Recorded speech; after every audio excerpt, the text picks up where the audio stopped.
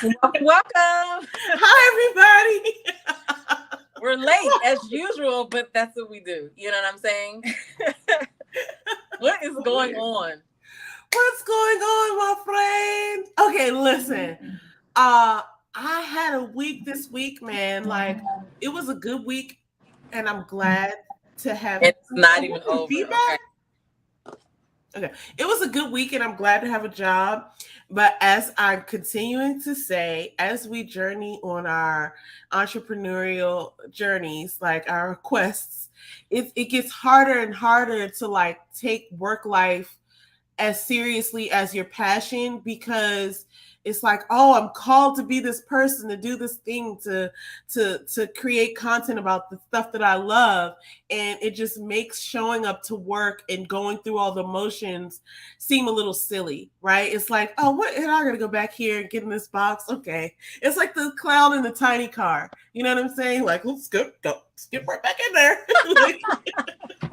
That's how I feel. But I did have a good work day today. And I mean, I always have a good work day. What am I saying? Like, I literally have like a really amazing opportunity to work with the place that I work and to work with the people that I work with. But it's not the job and it's not the place. It's the idea that like I'm seeing myself, like I'm alive now. So it's like, oh, this is what life is. But the job is usually the sponsor to get you, to connect the bridges with the things you really, want to do. So, but I feel you on that. Sometimes it just be like, oh, I got to stop doing what I really want to do to come fuck around with you people who, you know what I'm saying? Like, I'm going to tell you what happened to me today. So my plan was, I was going to go to one location, get some information from this person real quick. And then I was going to go to another location, and we had like this picnic, this company picnic, right? I was like, bet I'll go show my face since I'm already going to be at this one location, right? It's just another 30 minutes to the next location. So I get to the first location, and the real quick information that I wanted, I was waiting to talk to the person. And it was just like, okay, what the hell? You know what I'm saying? So I spent most of my day waiting, and I decided not to do the second thing. But everything worked out fine, you know what I'm saying? But it's just been like one of those, one of those weeks is just like, let me just get past this part. Okay, now think about this part. Let me get past this part. Now I got over one heavy hump, and then tomorrow I gotta like talk in front of some people. So, I always hate doing that. So but it always goes so well. It's never as bad as I think it'll be. In my head, I don't know why, because I do it all the time. But I mean, I guess I'm talking in front of people now. But like tomorrow, it's just like, I don't know. But it's gonna be quick though, and I got my little stuff. I got my little contribution. I had to do a PowerPoint, and then I'm gonna do what I gotta do real quick, and hopefully I'm in the beginning so I can just let everybody else do what they gotta do. So no, I feel you on that. You are going to be great. That's I'm single one was like, you're going to be great. She's right.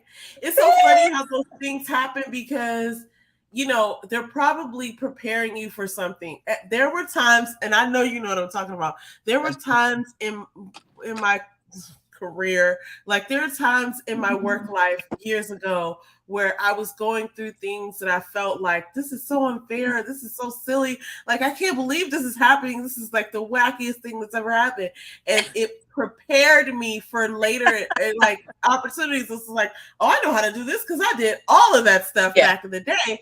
So it's like with this person is like, oh, that person was the most difficult person to work with, but it prepared me for other more difficult, situations. But remember Gretchen? Oh God. Anyway. Gretchen reminds me of the Greta that I had, and it was funny how their names were kind of similar. That's just so crazy. But it's a Gretchen, or it's a Gretchen at every job. Like the people change, but the energy is still there. You just learn how to deal with it better. So but I mean, I'll say this, and I don't even think she's still alive anymore, so I don't care. But also, even if she's not, she knows how horrible she was, because I told her, I was like, you can't be this person. right? That treats everybody this way. So she knows, and I have respect for her, and I've had my words with her. So I don't, I'm not that probably was under any contract to be any kind of fake about this. Listen, she was the worst person as far as personality wise that I've ever worked with, and because of her, I'm able to work with anyone. I'm certain of it. Yeah. See, that's how it is. You know what I'm saying? What's up? So it's so funny because I mean, and honestly, she was probably the most she had the most knowledge about that industry probably than so many other people that I worked with in that industry. But her delivery, her demeanor were so horrid. How many times do you use that word in a day? Horrid. It's the perfect word for the experience that I had with her. She already knows. And so even if she is still alive, good luck to you, Gretchen. I love you as a soul, as one of God's children. But she knows good and well she was difficult to work with because I made her know. The human in me recognizes the human in you, but bitch, you was a difficult person. You can't be doing. I wonder if those people ever go home to their family and they probably like, I'd be such a bitch at work. Like, do you think they do that? I don't know, but I told her. Like, this is the thing that's so funny about me because there are these. But sometimes that be the case. Some people have not been told because people just kind of go with the flow. But there are these uncomfortable moments that I found myself in throughout my life. That's like, I don't know if this is the right thing to do, but I have to do it right now. So excuse me if this is wrong. I know you, so I know you probably did it just like to work with. I told her you are said it just like that. And I gave her like 3 to 5 reasons. And the way that I know you did it was like your face was like your eyebrow, your forehead area is always just like so concerned, but what's coming out of your mouth doesn't match the concern on your face. So you're just forced to just be like, what did I? Yeah. And she looked kind of like that when I said it. Yeah, for sure. But it's like, look, I have to say this. Like, I can't move on with my day until I get this out. And it was just like, hey, Gwendolyn. And I try not to be disrespectful unless somebody like lies on me. I try not to be disrespectful. So whatever I said to her, I know she knows how I feel. Anyway, this is not about Gretchen, even though much love to you, Gretchen. You taught me so much and you equipped me. Oh my God. With all the other people who were on a lesser level of difficult than you. So I am grateful for that. But that's not what we came here to talk about, friends. Let me stop. Wait, what you say? I said, shout out to Gretchen with her old ass. You know what I'm saying? Shout out to Gretchen with her old ass, and because she looked good too. Like when she used to wear her like little like work stuff. I feel like shouting out all the difficult motherfuckers I used to work. Shout out to all the difficult co-workers out there. Let me tell you, there was this one time, speaking of presentations, where because we would wear our like button up and slacks and stuff like that to work, like people do. And then there was this one time where she had to give a presentation to our staff, and she came and she was like so pretty. She had this dress on, she had these heels on, and I mean she was really good looking for her age. Like when she like put, she had a nice haircut, she would do her hair, do her makeup. She was a pretty woman. It was just her soul was black. Hey, so awful. But look, I've got real talk though. A lot of people that come in are very difficult at work. They exert some of that control at work because that is where they can have the most control or whatever. Yeah. Because you would be surprised to find out what actually goes on in their home life, some of them, because I remember when you were talking about Gretchen, and I remember when I worked with the lady Greta. And Greta's backstory was the same. Like Greta came to work, she had her little witch boots on, and you just had walking down the hall with her broom tucked under her arm and shit, just yes, going to stay in the dark underworld. But like the shit that she would do would just be so egregious, right? And I used to be so mad, but I knew that I know what you're trying to do. You're trying to use your personality to provoke me into being something that that I probably can be, but I'm not going to give it to you, bitch. I'm not going to do it. I knew that's what she was trying to do, but she really tried hard to do it, that one day I could just see the handprint that it was gonna leave if I would have just been like an open finger, open hand. What is the angle that I wanted to like cut the whole face. Did you hear the sound too? I did. And I was just like, okay, cannot do this because no, you can't do this. You know, Earl was little, and that's I had everything just went over. You know what I'm saying? But then like I don't know what happened. Like she tried to call me out in front of somebody else that was also my boss, but it was like she was over this person, but this person was over me, and she would always use like these little like microaggressions when she was introducing her or whatever. And I was like wanting the ladies to stand up, but she would not because that was her superior or whatever. But one day I just couldn't take it. I was like, well, shit, I'm just going to take the L. Both of us. I can say what I want to say, and then you can write me up if you want to. And, you know, that's kind of what happened. But her backstory was wild because, you know, I stopped talking about her after this because I was like, well, she kind of, anyway, what happened was she was married, but her husband unalived himself in their house in her closet. So I was like, so he wanted her to see the point that she'd driven him to. I was like, okay. So that was that one job. She was so difficult, and I used to just be like, Lord, I don't understand. But anyway, I don't even know how we got here. I don't know. No, but this is just natural conversation, people. If this is your first time tuning in, just know that we go there in pockets of conversation that we're not, you know, thought of or planned. But here we are. Here we are. This is Sister Talk. So yeah, we do have a few things that we would like to discuss on this evening. So, you know, now that we got our weeks out of the way and we're doing well, I wanted to, let's just jump right in. So one thing that shocked me this week, and I might be late to the party, is Orlando Brown. Now, people know Orlando Brown from, I guess, Nickelodeon shows, you know, whatever he was in back in the day, back in the early 2000s, late 90s. But I just recently found out that he is a rapper. And when I saw that, I was like, oh, okay, you know, you see these things and you're like, okay, somebody's trying to, you know, prolong his name. Like, because typically when you hear something about him, it's kind of crazy or whatever. It's just kind of like, okay, he's saying something wild. I'm not calling him crazy. I'm just saying like he's saying something that's out there, that's off cuff, like we have never heard this before. We've never heard it put this way. But when I heard this guy rap, I was like, I was kind of blown away because I was like, wow, he really has like the goods, like he really can rap. And so, you know, people have ghostwriters and stuff sometimes, but what struck me about I heard this song called One Night, I think. I was going to bring it up, but I'm not going to bring it up because I can't find the one that we're looking for. But you could Google it or go on Instagram and look. I feel like it's hold on, because I only found that one that we didn't want to show. So, but the idea is this: if you viewers, people who are, you know, we're in this conversation together, we're co-hosts. If you just want to take a second and look up or just remember later to go look at or search Orlando Brown's name, and he has a song called One Night. And when I was looking at the video for it, I literally was taken aback because I was like, wow, he's like kind of snapping on this joint.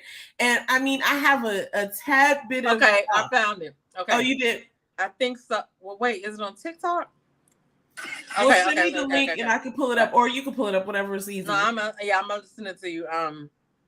But what's funny is when I saw it, you know, I have just a tad bit of ounce of experience, of studio experience, and I have to say that like his delivery, his performance of the record, if he wrote that thing, then he's really talented. But even if he didn't write it, his delivery of it was so good. I literally was like, okay, he's really good. Like you can't deny it. I was like half asleep when I saw that. And so I thought it was a joke at first when I clicked on it. But then I was like, let me see what's going on with this. I was like, oh, okay. All right. So I'm going to try to. All right. I got it. Oops. Don't worry about that. I think you should just do the overall timer. The overall timer. Okay. Yeah, guys, we're trying to keep us down to because we have so many topics to talk about, and I want to keep us on track. But that was the first one, so you know that. But okay, so I'm gonna share my screen so we could see and hear this. So right now. Oh yeah, sorry, I didn't put the sound on.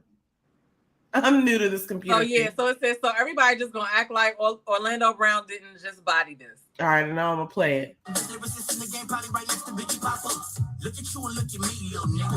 You what it do, I'm what it be, little nigga. To my shoes for my knee, little nigga. I air on all your little ones, I see, little nigga. Nah, I ain't fucking with you till I think you get the bitches. Spending grands on bitches, sending me, switches ain't shit sweet. Everybody think you like delicious. Making ends meet, fighting, trying to make it out the trenches. Assalamu alaikum, thank God for the fix. Black real big play, gotta watch for the snakes. Riding, waking up late, drip, slip with my heart throbbing. New Batman, make back, tripping, spread my this young man. He play 10, probably end up fucking up Beyonce friends. Fuck was so good, they gon' have to make it a trend. Fucking on the golf course, fucking in the band. Me, I go like me, highs grow. Ain't a nigga in the globe that can... Yeah, so anyway, I was just thinking to myself, like, I guess I really...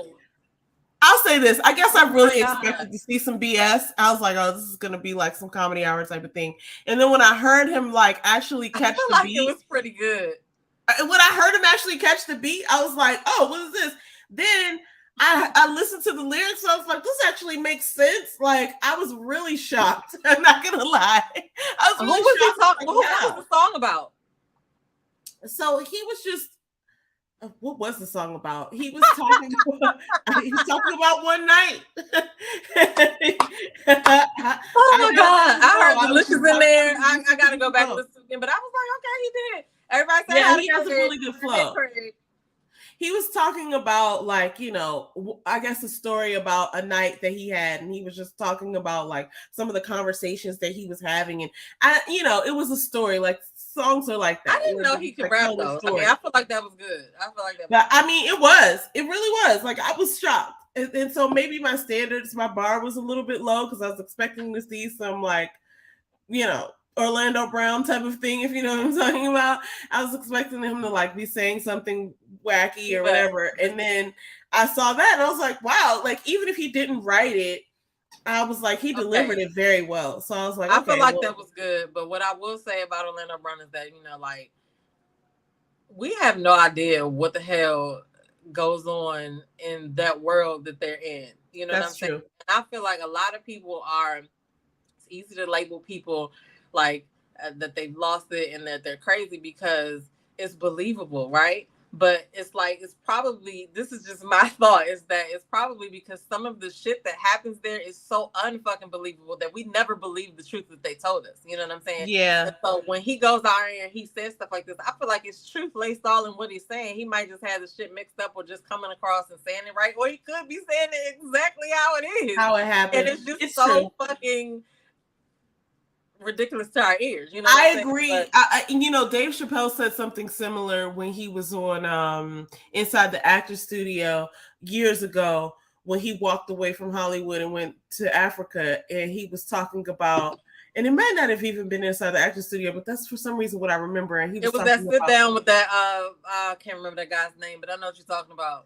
Well, he was saying how it's interesting what happened with Martin Lawrence because this is an environment that, when people call you crazy, this is so funny because it reminds me of this show, Stranger Things. It's interesting to me that like throughout the whole thing, but especially in the beginning, it started to hit me that like you could actually be telling the truth about something and have information that would keep someone out of danger or keep them aware that they are in danger. But the real risk is someone thinking that you're crazy, because that's the worst thing that could ever happen to you. Like, you'd rather die than somebody think you crazy. And it's wild to me because it's like, you wouldn't rather die. And in fact, if you do go crazy, because our minds are part of our bodies, and you can injure your mind just like you can injure your arm. Right. So like, if you do go crazy, you can actually come out of it. So it just shouldn't be the worst thing in the world ever to go crazy. But that's just what we think as a society. When somebody goes crazy, it's like they can't be trusted or whatever. Well, I think that it depends. So it's like crazy is subjective because they just have what is the problem, sir? Oh my gosh, he's beefing. I get it, King. I get it. Crazy is subjective, but I think that it's fearful because depending on who you are and what is happening right now, sir. Depending on who you are and what it is that you're trying to accomplish with your life, right? People thinking you crazy could not be good because people start to, like you said, lose trust. People start to, you're not a credible person or whatever.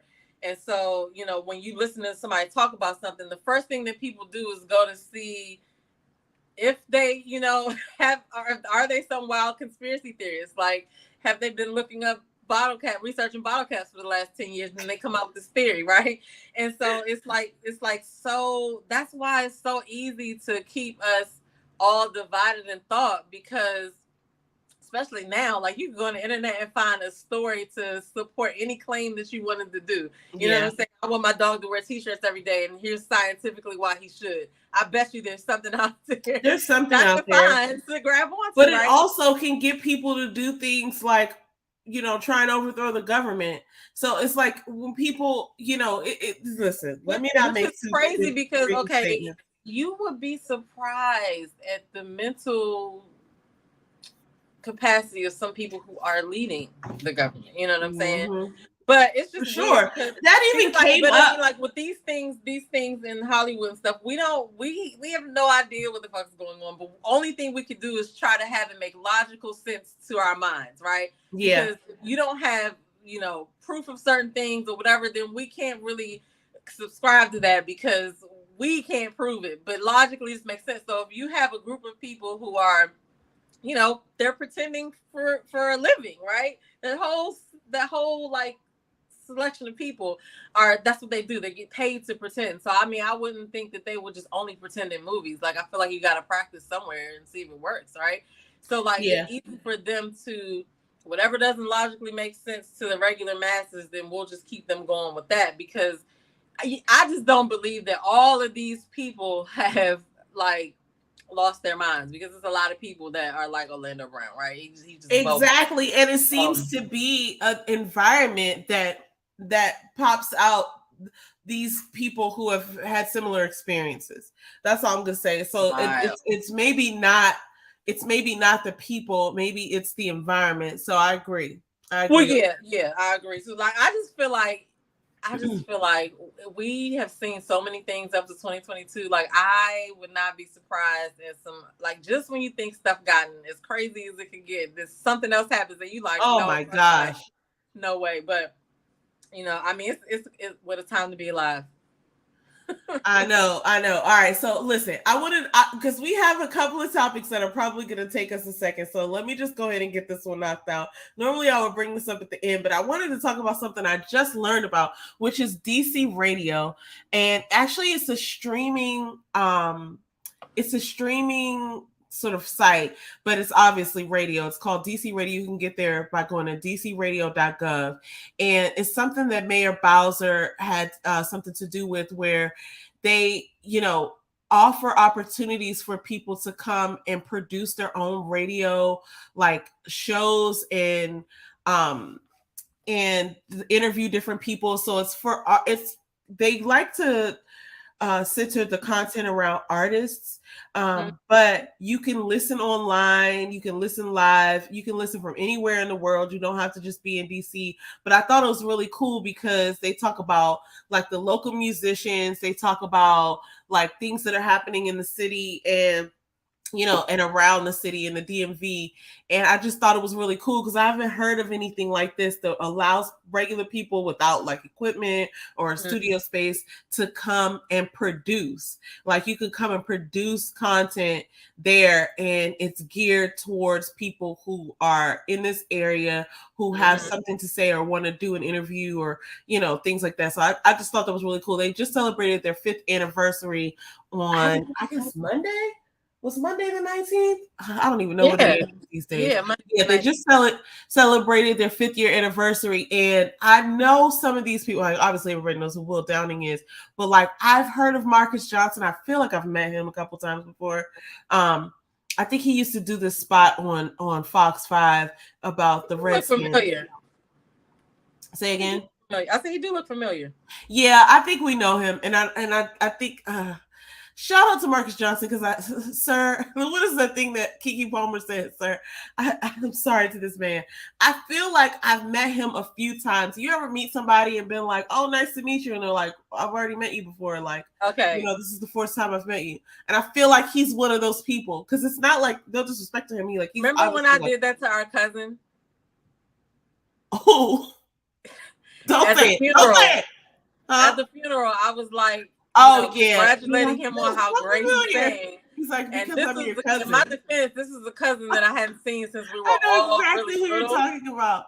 And I was like so enamored with his voice. Right with you. And then he was looking at me like, bitch, I know you know so my cousin. Because he gave a very cousin response. She was like, I've met you before. He was like, because I'm your cousin.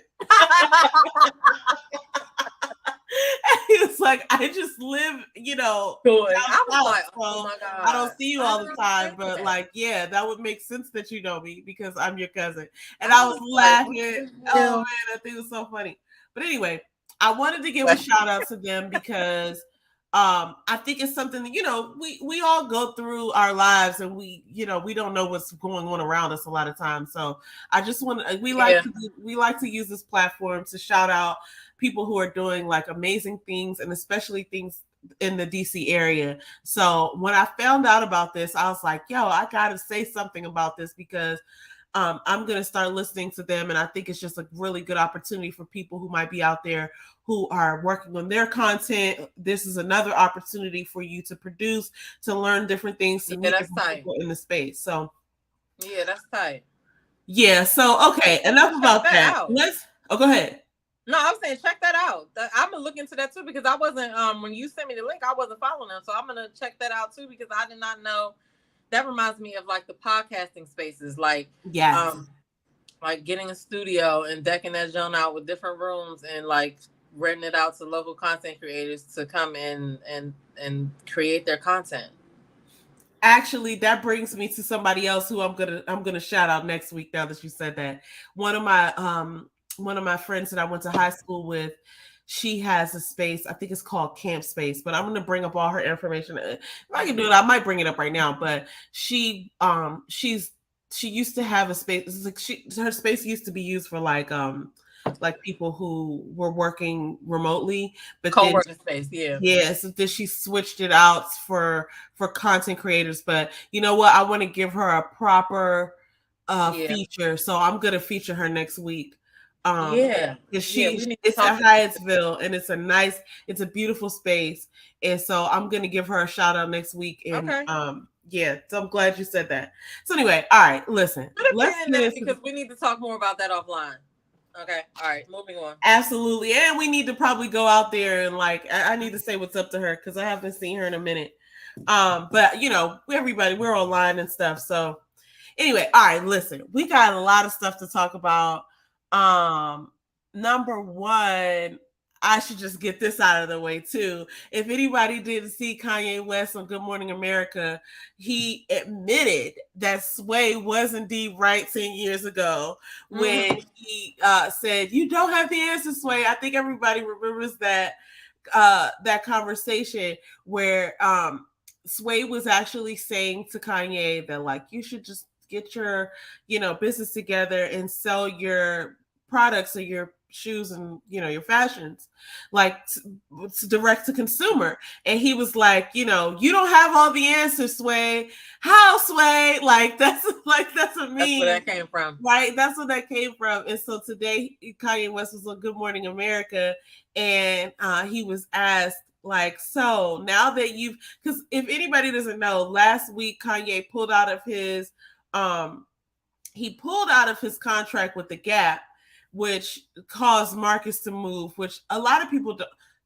I mean, the majority of people just don't have that much power. No one would ever do that. I can't argue with broke people about. I can't argue with people who are broker than me. And this is the problem I have with going against Kanye West because oh my God, what he says is unorthodox. It's not what we've been taught, right? As far as being polite and being respectful. Right. But he's not wrong. It's okay, that makes sense to me.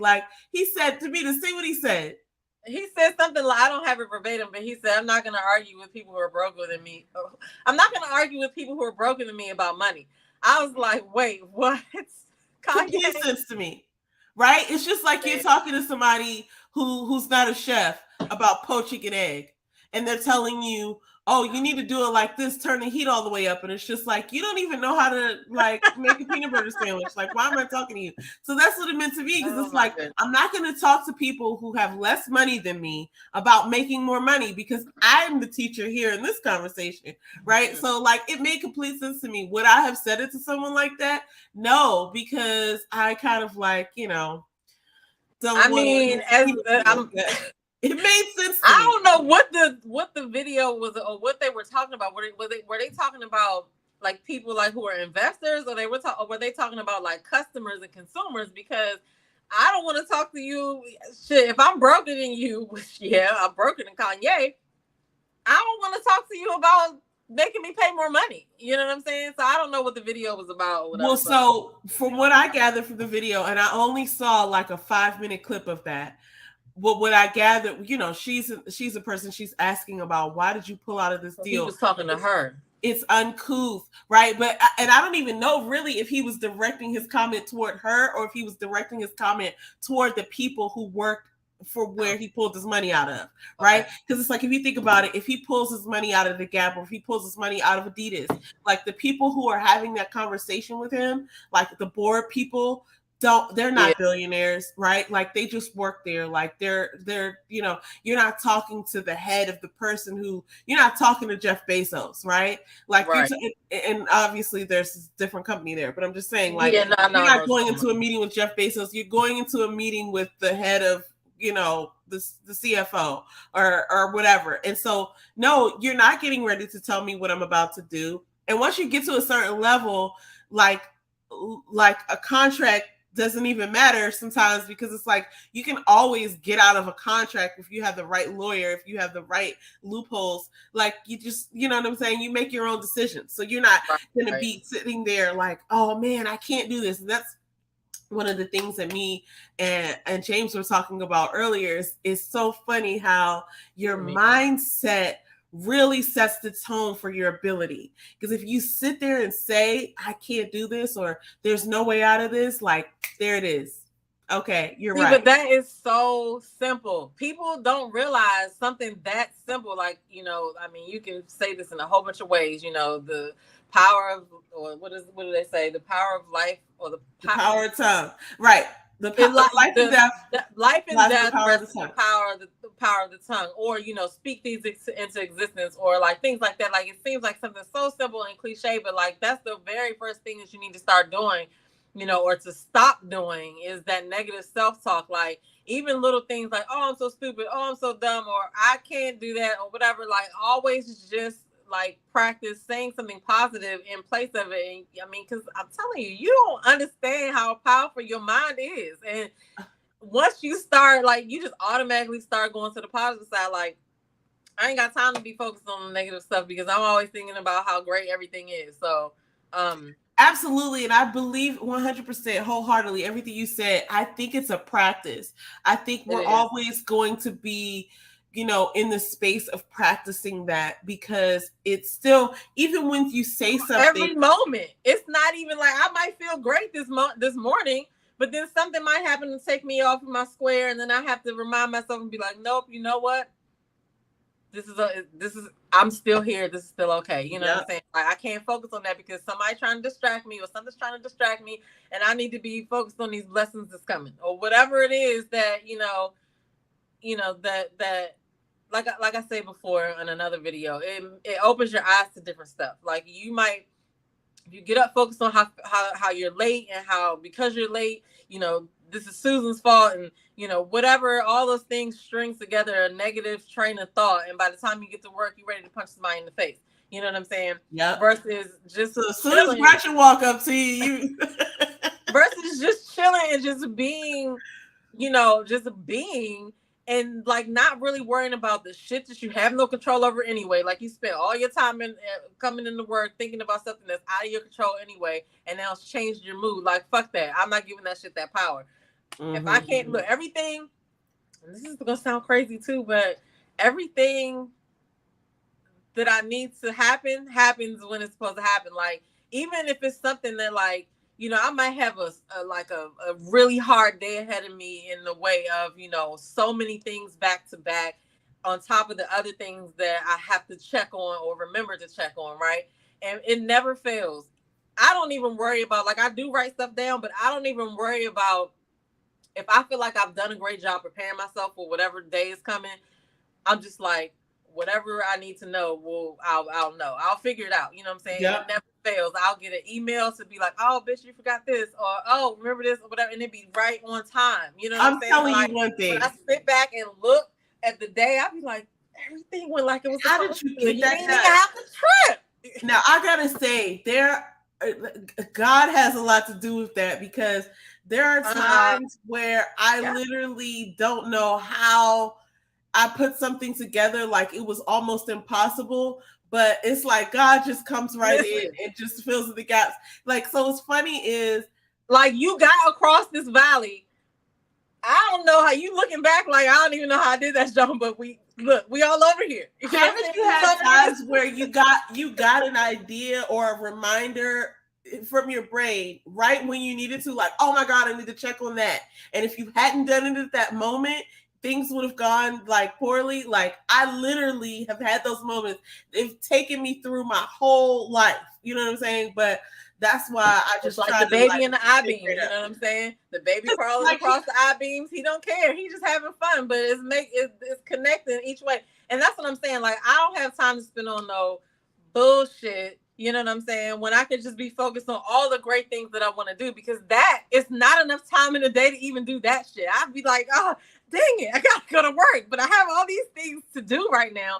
But, you know, I have to do it in compartments and like, okay, well, it's time for this today and it's time for that today. But like, I wish I could go back and tell my younger self to ignore like 75% of the bullshit that I let get me mad, like on the way to this age. You know what I'm saying? Like, I don't know. But I guess that's a good point. That's a good point. Live it and show it, because that's you know. Okay. So we need to get into our conversation, but I forgot to say this part during the weekly discussion. You know, I'm still doing my workouts, right? I'm in week 7 now, but this week I went to the gym one time. I missed Monday and I missed Wednesday, which was yesterday. Now, the reason why I missed Monday was because. Why did I miss Monday? Why did I not go Monday? Because I actually went all the way to the gym, right? And then I was like, oh, no, let me just go back home. Because I know what happened. Something started that day. And so I was like, all right, I missed it. Fine, forget it. So then I went on Tuesday. I got my ass kicked because like we were doing like stations and it's different exercises. Like we ran on the treadmill, we rode the bike, we did the row machine, we did all these different other difficult stations or whatever. And then yesterday I got dressed and everything and was about to go. On my way, there's a mosquito in the car with me. Let me tell you how. Oh my gosh. Let me tell you how stupid this situation was. Okay, I'm like 5 minutes away from there. And then my neck started itching. So I was scratching my neck or whatever. And then I started scratching right here. And I was like, what the fuck is that? It was like a little whelp, right? And I was like, what the hell is that? Is it monkeypox? Like, what is going on? But oh my God. Right there. So I was like, well, I can't. There's no way I could go I'm not trying to go to the gym with this like big ass whelp right here. I can't do it. So I was like, okay, so I'll go back home and I'll just go to the gym and I'll Zoom, because we could Zoom into the class, right? But some kid was in the fucking weight room. So I was like, damn, I can't even use that. But I say all that to say, I did that to myself. Like, those were not good reasons not to go. And I had already gotten dressed and was en route. And I was able to let myself be talked out of it by myself to go back home and out exercise. Like, but I did do some like other stuff when I got here. But look, sometimes you need the time to yourself, but everything is a lesson. So when you was talking about earlier about going back to your former self, this is this idea that came to me from an interview I was just watching yesterday. with Ed Milet and Tom Bilyeu. And basically, Ed Milet is like this, motivational speaker, and he used to be a minor league baseball player, but he's like super energetic and intense. But he has a lot of good stuff to say. But his dad was an alcoholic, and he was saying, like, he used to have to, when he was a kid, he was like 10 years old, he used to have to quickly, when his dad walked through the door, figure out whether he was drunk or not. Because if he was, then he had to go into like adult mode and like, okay, send his sisters away, send his mom away, because he was like, I guess he would get violent or something. So what was interesting is that he was saying towards the end of the interview about how like because his dad is sober now and he's been sober for several years. He was like, it came to him one day as a realization that like, oh, somebody was able to relate to my dad enough to get to him, share their story with them, and get to him enough to inspire him to be sober, to want to, pursue a life of sobriety. And it was probably somebody with a more fucked up story than his. Right? Like saying that, like, if whoever you are is you have to share that. Because you definitely don't know who you're. You never know. Upon, listen. Right? You are so right. You are so right. That show blew me away. I was like, that is so true. That is so true because so that's why it's funny that you say that, because that's why I started to record and do those fit vlogs about me working out, because I was like, a lot of those times you look at people and they're already in shape or whatever, and you're like, she can't relate to having a big ass stomach, whatever. But you're right. It probably was somebody who's like, you remember that show Shameless? I've heard of it. On Showtime. It was, I remember I started watching it because it was, they always show how down and out Black people can get, and this show was about white people being down and out. Sorry if I offend anybody, but that's the reason why I started watching that jump, because it was like ghetto white people. So anyway, but yeah, I love people remind me of somebody that probably was more fucked up. Yeah, when somebody is, you perceive them to be in or have been in a worse situation than you, and they've come out of it, that is inspirational. It's inspirational. But like that just goes along to say like why people should not care about what other people think, because there will be people who come across our videos and conversations and be like, these motherfuckers talk too loud, they don't stay on topic, they're all over the place. And that's fine. You're not our people. And it's perfectly okay. You know what I'm saying? But then there's people who are going to come across and be like, oh my God, this is exactly how I, talk with my sister or whatever, or talk with my friends or whatever. And those are the people that we're talking to. You know what I'm saying? So exactly. And just to further that point, there's going to be people who come across this, and I welcome you. There's going to be people who come across this and think to themselves, if they can do a channel or a podcast, I can certainly do one. And yes, you can. Yes, you can. That's fine with me. I'm not offended by that at all, because you just never know who you're going to help. Somebody that you aren't even probably, you don't even have your radar on might come across whatever it is that you have to share. I feel like everybody needs a channel or a podcast or something where they can, talk about whatever is fun to talk about to them, because you never know who is going to be listening. You never know who's going to, jive with that. You know what I'm saying? And whose life you're going to be adding to. And it could be, it could be mine. So it's a lot of people that add to our lives. We be sharing videos back and forth like, I don't know what, you know what I'm saying? But it's the same as, just going back to what I said, it's the same as just being okay with who you are and being, just trying to keep you okay. Like, stop worrying about everybody else. Make sure you feel good, because then that's what you give out. You know what I'm saying?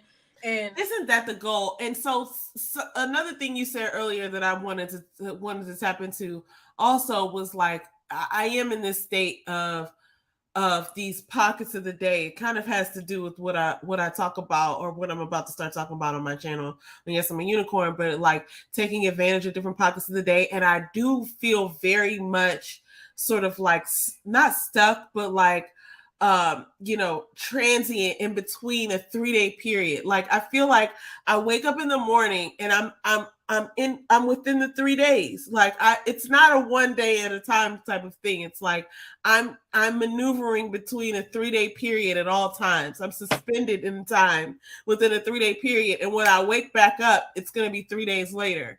Right. So I better get on whatever I want to be done by then now. Mm-hmm. Right. So, but with that, there's this excitement and this opportunity to learn and grow and set my own priorities and get excited about what I want to create. So, at the same time that it could be frustrating that, oh man, time is passing by so fast and I can't get a hold on this or this still isn't done. It is very much exciting to me to realize that like I have all this control over what I'm creating and like I can do this with my hands, I can do this with my brain, I can do this with my ear, you know what I mean? Like whatever my resources are, I have some control over like melding this thing together and creating my widget. Building your widget. That's funny. Yes. Oh man, I got so much stuff on the widget. Anyway, look, we haven't even gotten into the topic, so let me just go ahead. Listen. All right, so we got through the whole shout out. We're going to go into very quickly, and then we're going to get into our two main topics. Actually, no. This is one of our two main topics. Let's talk about Ready to Love. Okay, let's get that out of the way since that's what most people, probably are. I did not. I'm sorry, I did not do my video this week, so I don't even know really what I think about it. I gotta look at my notes, but I can start then. But yeah, what do you have to say about it? So this week, and you reminded me earlier that they were tasked. The men were tasked with bringing like a real one on to talk to a truth teller. A truth teller. I'm sorry, I called it a real one. A co-worker or a friend. Why can't I remember who Mike brought? Anyway, Mike brought one of his friends. She said that it was her little brother, but when he talked about it, I remember her with the dread. His childhood friend or something like that. Okay, yeah, I do remember that. Who did what's his name? Who did Randall bring? Randall brought his ex, which I feel like Randall picked a good ex because they are still friends. Oh yeah, she was so pretty. I remember her. And she was on point. She asked the right questions too. And he did another video somewhere else. He was on Sabrina's panel and he said that she really asked them, she put them in the hot seat. You know what I'm saying? But you could tell she had his best interest at heart. Like she really. I do remember her now. And so I watched this, I guess, on like Friday or Saturday, whenever it came out. Well, it's been a week, so. Who did Samson bring? Do you remember? Samson brought his ex as well. Samson brought his ex as well. And I do remember that she was really pretty also, but I can't, sorry, I hope you can't hear that. Yeah, could you hear that? Yeah. Okay. So sorry, everybody. Actually, it was an Amazon delivery, if you caught that. So wild. They actually called down. They're like, we're downstairs, so hopefully I don't miss my delivery because I'm not going down there. But hilarious. Anyway, I can't actually remember who that was, but it's gonna probably come back to me. Now I do remember who LJ brought with his crazy ass. So let's just jump right into this. So Mike brought his family friend, and I appreciated that he brought Kayla and he brought Brandy to the table, and I did remember that she liked both of them. First, she thought one of them was the one, and then she was like, "Oh, but I can see you have this connection with this person too." Mm-hmm. So Mike has a little bit of thinking to do. I actually, oh my gosh, this is where the hell is ridiculous. Where else is bro at? Oh man, that is wild. Everybody calling you now? That's funny. It's really interesting. Well, okay, but you can't get into your building though. That's probably why. That's true. Well, it's fine. I'm doing something right now. They'll just have to, figure that out. So answer the phone next time. Just put us on mute. Okay. So Mike was able to kind of get into like what he I think he really has to decide like what he's really looking for, because I feel like Brandy is like a good girl. Well, first of all, I think Kayla's a good girl too, but I feel like Brandy is more like sort of like nurturing or something. She's giving me vibes of like wanting to really like take care of her man and just be all hands-on and nurturing like that. And I think Kayla is more of like a not like independent. Like I feel like Brandy's independent too, but something about Kayla is giving me vibes of like, oh well, you have to show me. You know what I'm saying? Whereas Brandy's kind of like, oh, I'll figure it out myself. Like, I'm going to take care of you. I think Kayla's more looking for someone like, oh, you got to show me that you're able to meet me where I'm at. You know what I mean? So, and there's nothing wrong with neither one. And this is just my interpretation. So I could be wrong. But, Mike is going to have to step up and figure out what he really wants, because he has two really good prospects, people who are interested in him. But I feel like he's not really. Okay, here's what I really think. I think he's sexually attracted to Kayla, but he doesn't really take her as seriously as he takes Brandy. And both of them, obviously have different people have different qualities, but it kind of really depends on what he's looking for, because I feel like, if I was his friend and I don't know him and I don't know them, but I think Brandy's probably the one that he is looking for, because it seems like they have a deeper connection. And if he doesn't have a deeper connection with Kayla, it's not because they don't have a connection. It's because they haven't pursued it. And why haven't you pursued it? Right. So there's something there that I think is, I agree that he looks at her differently than he looks at Brandy. I think that, this situation is wild because you're making a decision, differently than you would in regular in your real life. You know what I'm saying? Like you don't really get into these situations with the people that you're dating in your regular life.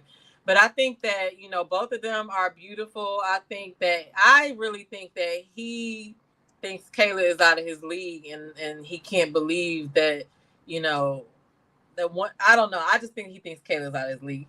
I think that he is able to see that Brandy is like, I'm all the way in, I'm locked in, but Kayla got these other options, and he's trying to, make sense of that or whatever. But I think that if this wasn't the show, and like this was like, a party or something that we were at, or somebody's, event or whatever, would he approach her? I don't think so. You know what I'm saying? Yeah. So, but I know that's not going to be said like that or whatever. But I think that, just the way that he was explaining he didn't even really know how to explain it, but he really did explain it well when he said she's the video fantasy and she's the real thing. Like, he doesn't think that she's in his league. And some people are saying, no, it's just sexual or whatever. But yeah, but just the way that he likes her, he does like her. Yeah, it's obvious. But I think that he thinks that I won't be able to sustain that. You know what I mean? Yeah. But I think that she's cool. She has a channel too, and she does a lot of she does a lot of different panels as well. So definitely, if y'all are watching her, definitely if y'all want to know more about the show, watch her, because she will answer some questions and whatever she can talk about. But she usually has some interesting people on her panel too. So anyway, that's enough about that. But yeah, I think that he just thinks that she's out of his league. Yeah, I could see that too. Okay, all right. So let's move along, because we still have something else to talk about after this. Let's move along to why don't I remember? I kind of remember Samson's person, but I do remember that he brought Charisse and he brought Looney. And I do remember that Looney and Brandy. Yep.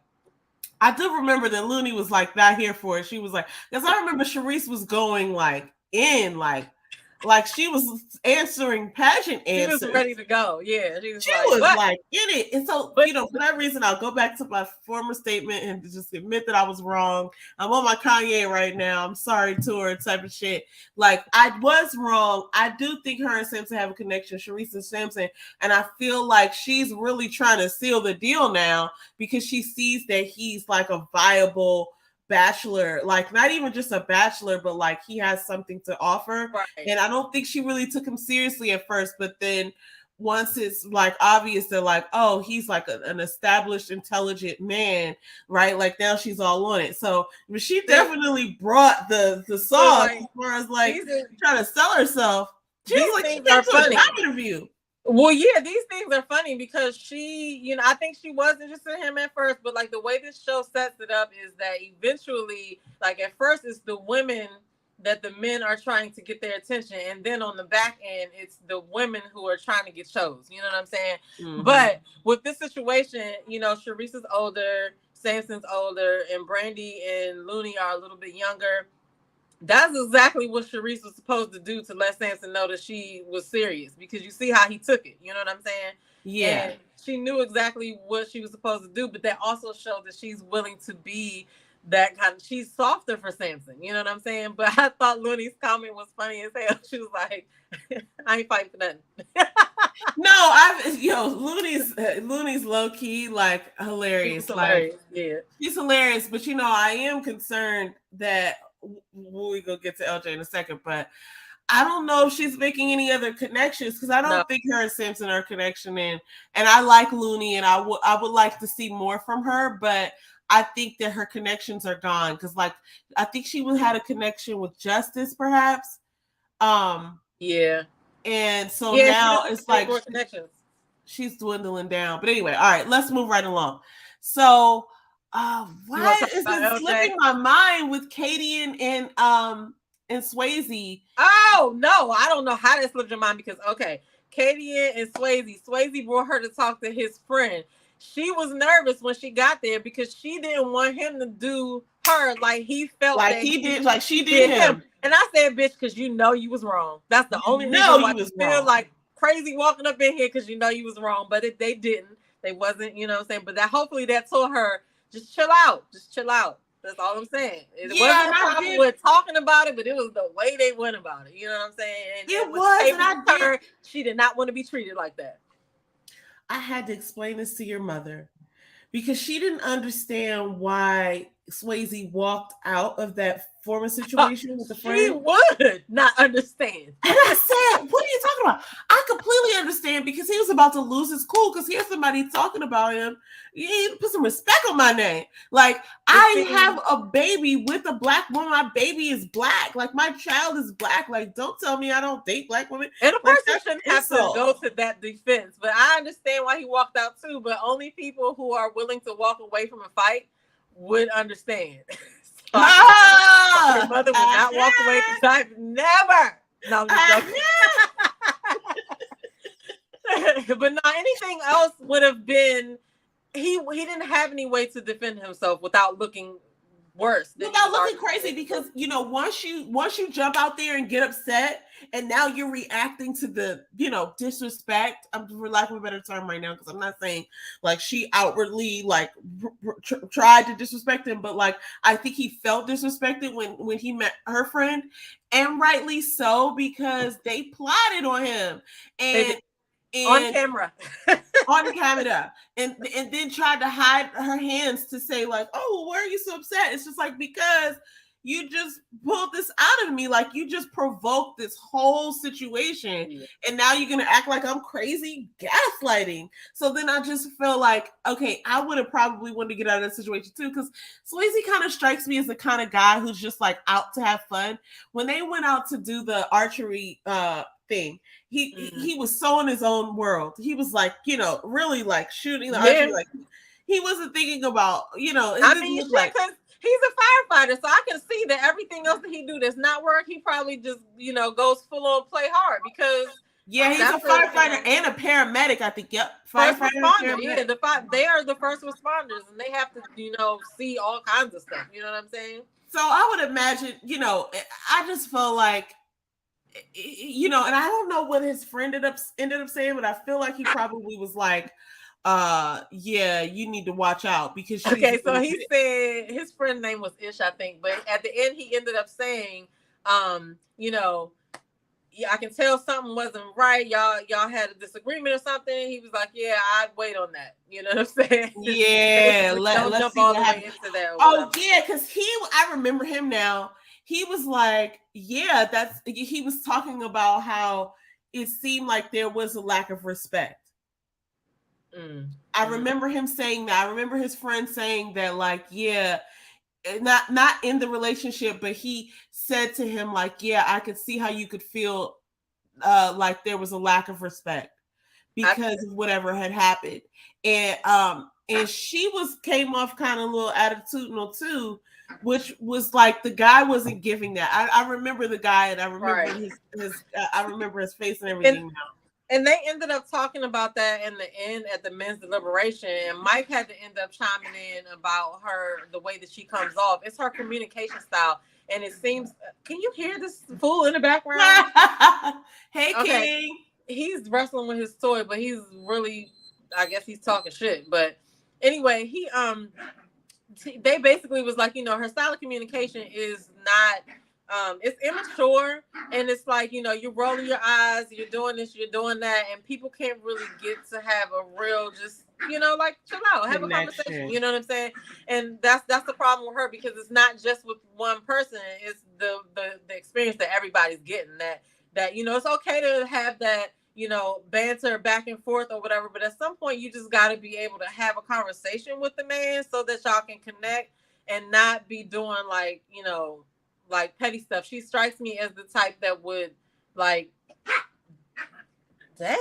she strikes me as the type that would, like, do something just to get a reaction and then expect everything to keep going and be okay and not really worry about it, kind of glaze over. It's a little, dare I say, toxic, because it's one of those things where you're not feeding a person positivity, but then you have expectations of being fed positivity. Right. I mean, that's why it told me everything I needed to know when she walked into that joint, and she said, I hope that he don't do me like he think me and my friend did him. The fact that even though she said he thinks you acknowledged it. You acknowledge the fact that you don't want to feel like that. So that part that you acknowledge is what we was talking about. Like, you didn't have to do that. You could have still had the conversation, but it was the delivery and the way that they acted that was kind of like, what are y'all doing? You know what I mean? Which brings me to recall the conversation between her and Sharice when they went out on the double date. And Sharice brought out these text messages saying, like, you said that you wanted to be my friend and all this, which I thought was really odd at the time, but it's relevant in this conversation. I thought it was odd because I'm like, this isn't the, like, ready to have friends show. This is the ready to love show. Why are you having all these text messages? But now I see that she was trying to, like, you know, they're against each other. I mean, look, if you are, okay, you're right. This is not to make friends, but you can see from the past cast that you guys are going to have to do stuff together. Mm-hmm. So, like, you at least want to keep it, I would feel like you would want to keep it cordial. No, I'm not kissing nobody's ass, but I'm also not here to fight you either. You know what I'm saying? And I'm not here to play games. Like, I don't have time to make you feel like I'm your friend if I'm trying to get to know these dudes. Like, either you're going to come and be like Sabrina, or like, even Aisha did the same thing. Like, they were focused on getting to know the men, and they weren't being shitty, you know, to the women in the process. Like the text and stuff was petty or whatever, but, like, for you to even sit there and say something that you didn't mean for no reason is even crazier to me. Like, you didn't even have to do none of that. But I don't know why Sharice got so mad, because she went in after that. But I will point out that when Katie and Swayze, I pay attention to some of the craziest stuff, but Katie and Swayze, when they had that date, when they were on her friend, when he was meeting her friend, she said that he said something about him not dating black women, or didn't want to date black women. He said, I did not say that. So, okay, that was that situation. In this situation, she said that Sharice said something, and Sharice point blank had to respond to her and say, that is a fucking lie. But I'm like, okay, so is Katie really also the type that would just throw in some bullshit into a conversation while she's talking to somebody to get him mad if you was just playing with the whole text thing? Like, would you do that in an argument too, just to win the argument or to feel like you got one up on the argument. Like, well, is she really stating Yeah. that? Because she plays so much, I don't really know what to believe. So I'm just gonna have to be like, it's the whole delivery that you gotta. And maybe this was Sharice's whole game in the beginning to show what Kadian is capable of. Because now I wouldn't put it past her to play games because she plays games and she lies. You know what I'm saying? So now that's the thing. That's the thing. That's why I'm like, what are you doing? Like, well, I don't know. I think people just be forgetting that they're on television. You're on camera. Sometimes they do get so engrossed in it and the cameras just disappear, I guess. But you know, but like this is what happens. We don't know these people, but when they say when you go on TV, like your flaws are magnified. You know what I'm saying? And so to me, I would feel like I would just have to kind of just see how everything goes instead of defending everything, because sometimes it might be a situation where, you know what, I was acting crazy right there. What was I doing right there? I don't even know what I was doing right there. You know what I'm saying? Because I just don't understand why they got into that argument or whatever. But she said, I think Kadian over comprehends people. But I want to know what kind of car I wanted to ask that too.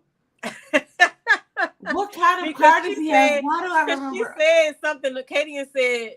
Kadian said to Sharice, and you start talking about Sansa's car. You said something about Sansa's car, and she said I did not. That's what she said she was lying about, or whatever. Yeah. She could have possibly said something about Sansa's car. So why do I believe that she did though? She probably did say something, and he probably has like it's a Kia believable, but then also it's or like Neon. Why is Kadian always the one telling somebody that they said something and they denying that they said it? So whatever. It is what it is. We don't know how long the conversation was. That's true.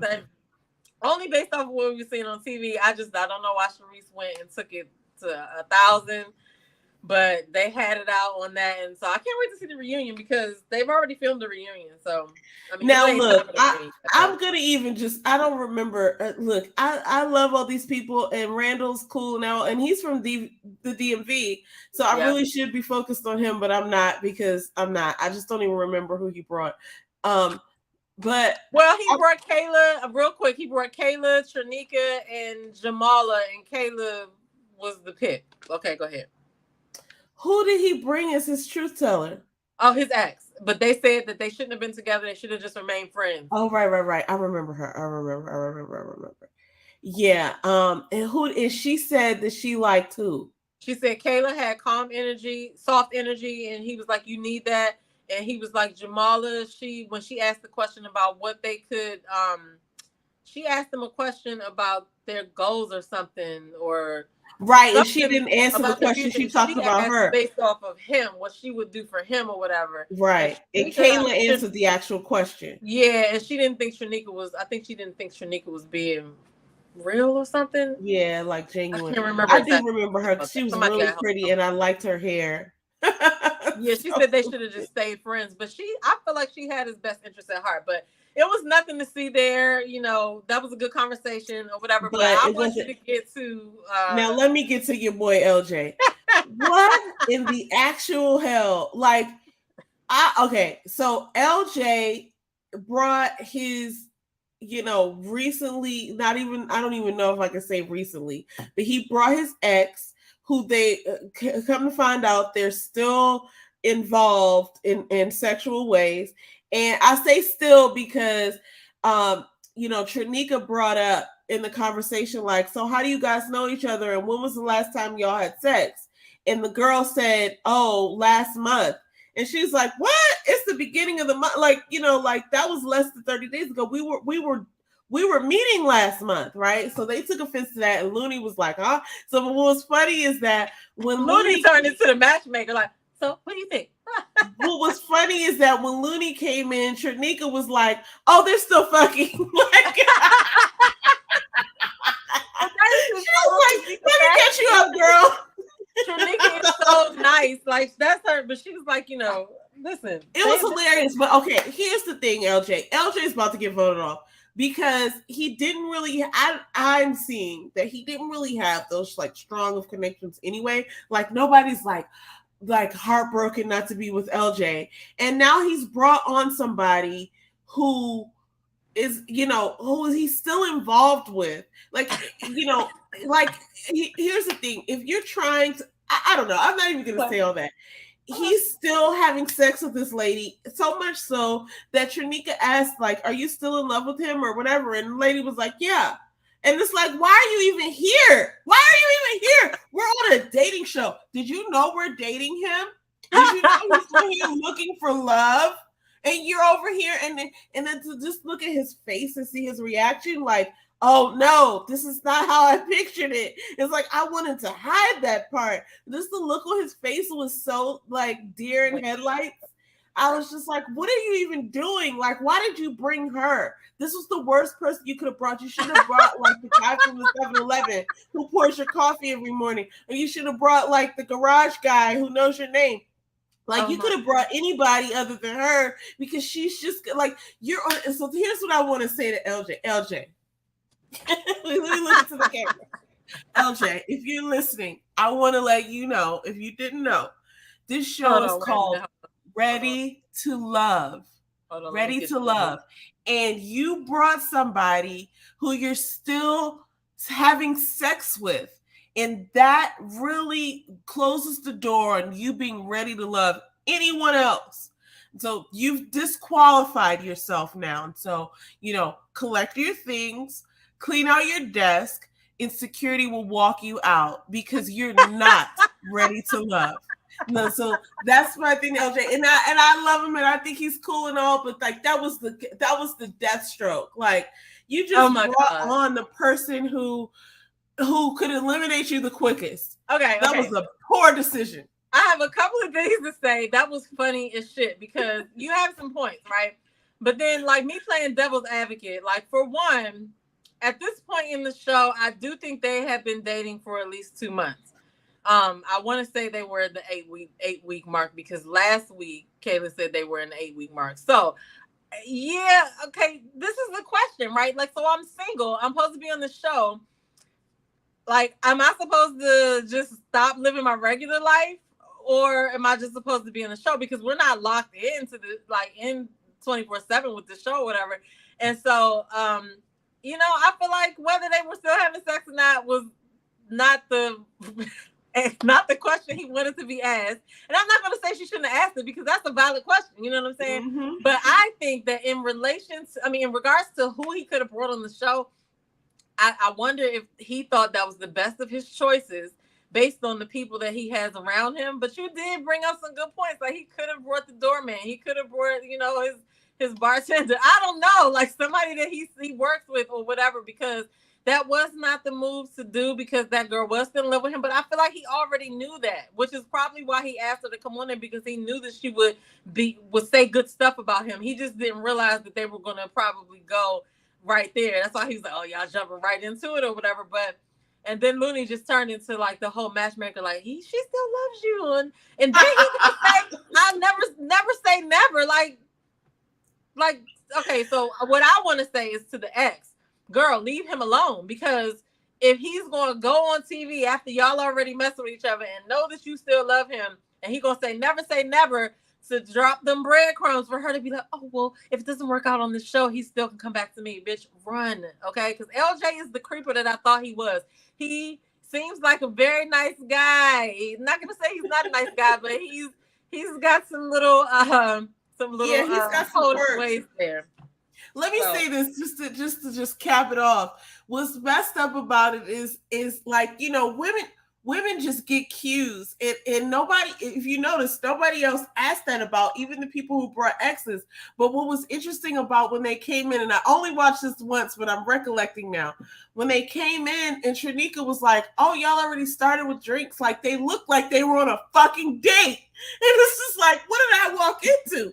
Like, oh, y'all already have drinks? She was like sipping her drink in front of them. Like, what are y'all doing? Are y'all waiting for us or no? And I felt like they weren't. I felt like he was like, okay, I'm going to bring you here and you're going to just have to, talk me up or whatever. So, okay, I do want to touch on that too. They didn't even know each other for a long time. I feel like their relationship, he said they had sex within the last month, but then I feel like it was less than a year that they even like knew each other, or less than 2 years. I don't think, I feel like I was thinking to myself, why would you bring her? She don't even really know you like that. But then he's not from here. So, I mean, he's not from the United States. And I don't know how long he's been in Miami. I wasn't paying attention that hard, but maybe he didn't have anybody else to bring that really knows him except for her. Excellent defense attorney. You really would. And if I ever get in trouble, I'm going to call you. Well, I'll already call you anyway, but I'm going to call you on my defense because you're going to think the best of me, and you're going to like, yeah. I'm just saying, like, just looking at both sides of the fence, he might have thought that was his best choice because we don't know who else he had to pick from. The other ones might have been crazy. And also, it is kind of like it's a weird thing to even try to bring your ex on a show like that, because you really have to be cool with the ex like Randall is, because you don't know what these intentions of those exes are, right? And Samson's ex was cool too, and they could have asked those questions and we just didn't see it because it probably was, a regular answer. You know what I'm saying? Like, we haven't messed with each other in over years or whatever. But they had to play that LJ one because y'all was still fucking and probably still fucking. See, and I'm so glad they brought on other exes because you can see how this could be executed well. Samson's ex actually had on an engagement ring, or she had a ring on her left finger. So I noticed that. But the other lady, I don't know if she did. I didn't catch it if she did, but you could tell that they weren't like connected. But you could tell with LJ that there's something happening here. We don't know exactly what it is until we peel the layers back. And she's so fucking honest. So then that's another thing. Never call her to the witness stand. And she gonna give you right on up. You know what I'm saying? Yeah, he had a gun. Right? Like, but again, LJ really was hanging on by a thread anyway, because like you said, nobody was Did you see him hang his head connecting with him or whatever. Anyway, enough about this. Look, I don't know if you want to go into our other topic or if you want to save it for next week. I'll let you decide. We could keep going, or we could save it all for next week. What you talking about? The Nicki Minaj thing? Yes. Yeah, let's go ahead and talk about it, because there's so much shit happening that next week some other shit might be happening. Some other stuff might happen. So I'll just preface it because, basically, for those of you that don't know, everybody should know by now, but if you follow, well, not even if you follow, but if you're on YouTube and you watch people, you've heard of Nosy Ho. And Nicki Minaj is suing Nosy Ho. Y'all know that Tasha K just got out of court with Cardi B. Cardi B won.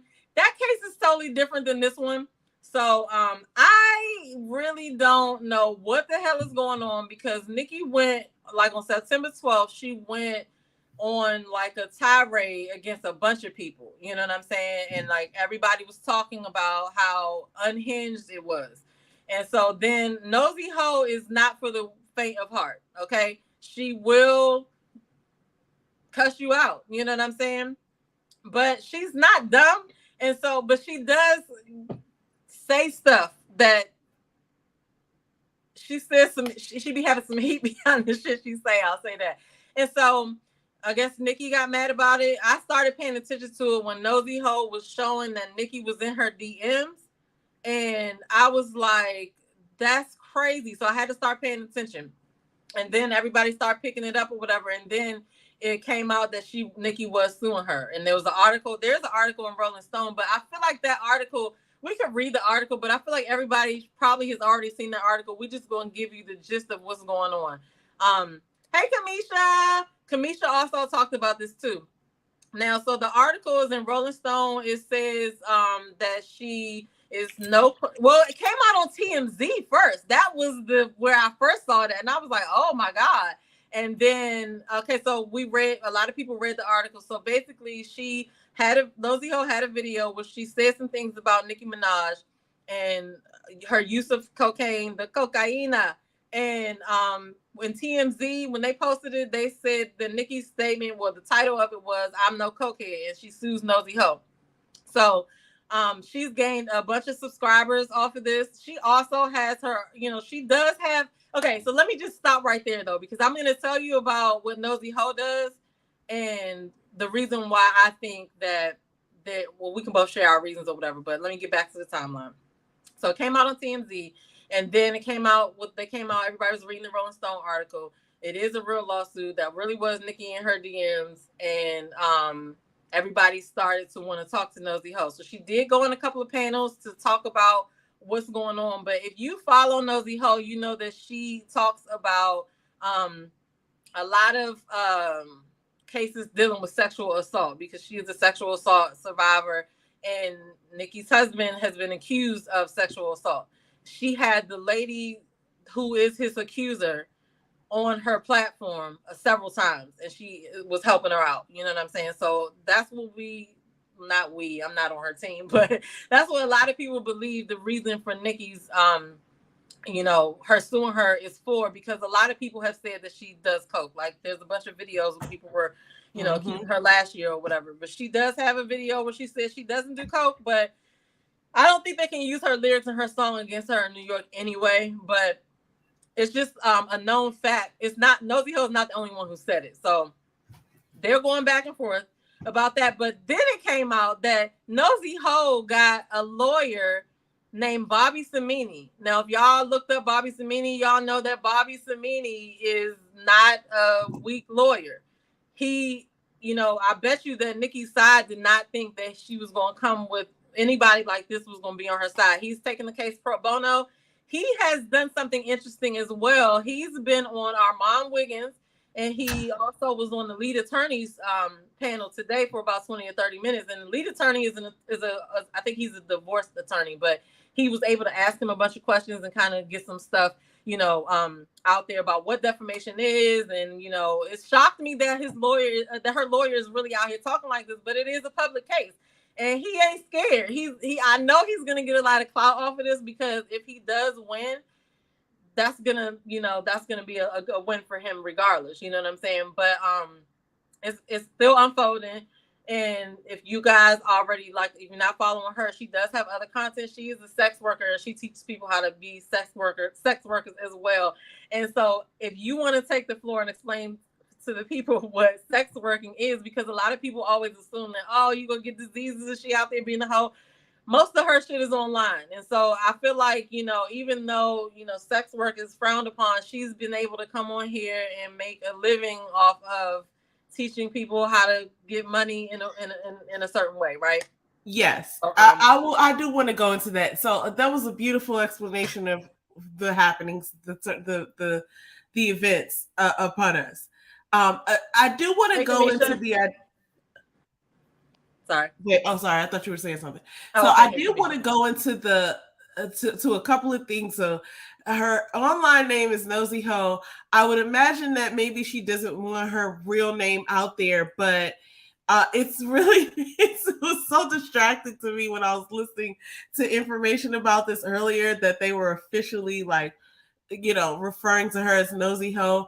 I wanted to say that I imagine that she probably came up with that name because it's salacious or whatever, but just word to all those people out there.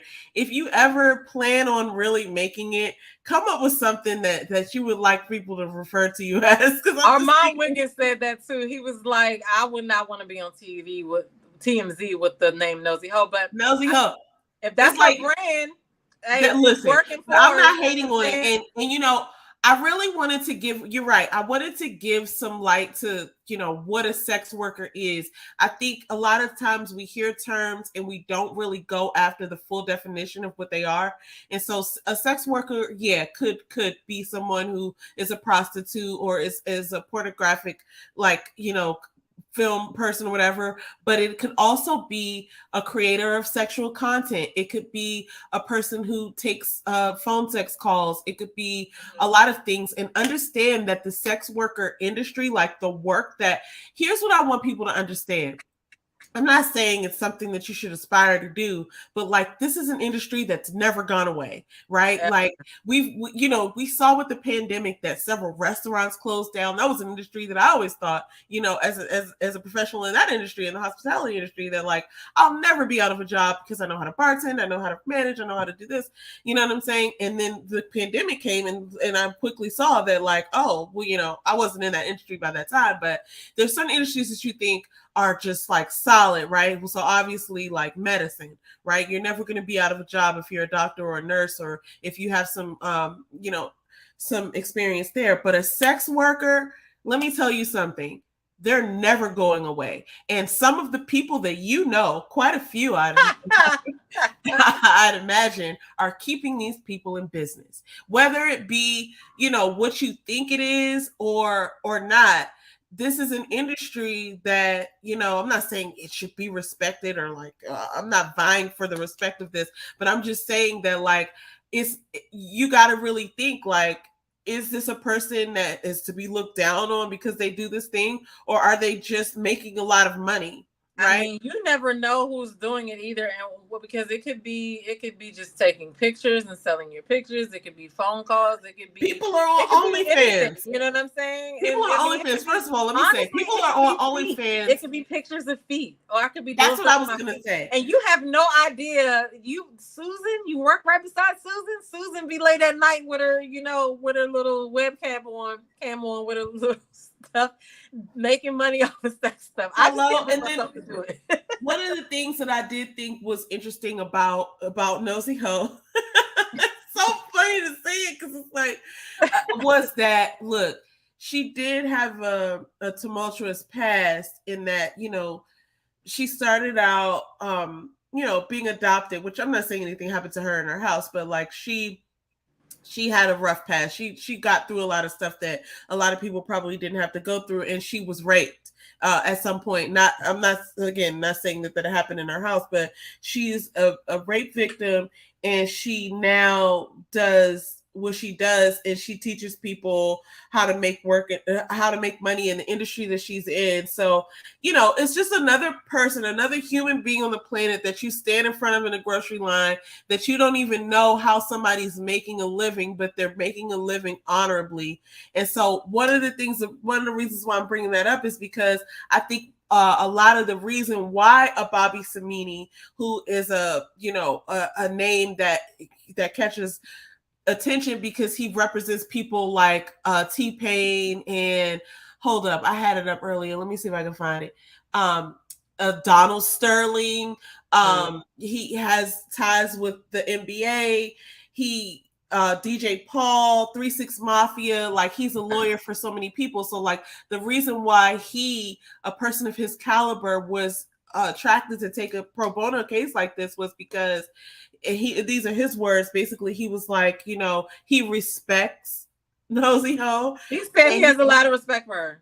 And he respects where she came from, and she has made something of herself in spite of all the things that she's been through. So I just wanted to point that out because I think a lot of what's happening here is sort of like it's interesting how this is a defamation case that Nicki Minaj is bringing on Nosy Ho, okay, but it's really kind of working in the opposite way. And I think that's another reason right there, because that is interesting because it's a defamation case, right? Mm-hmm.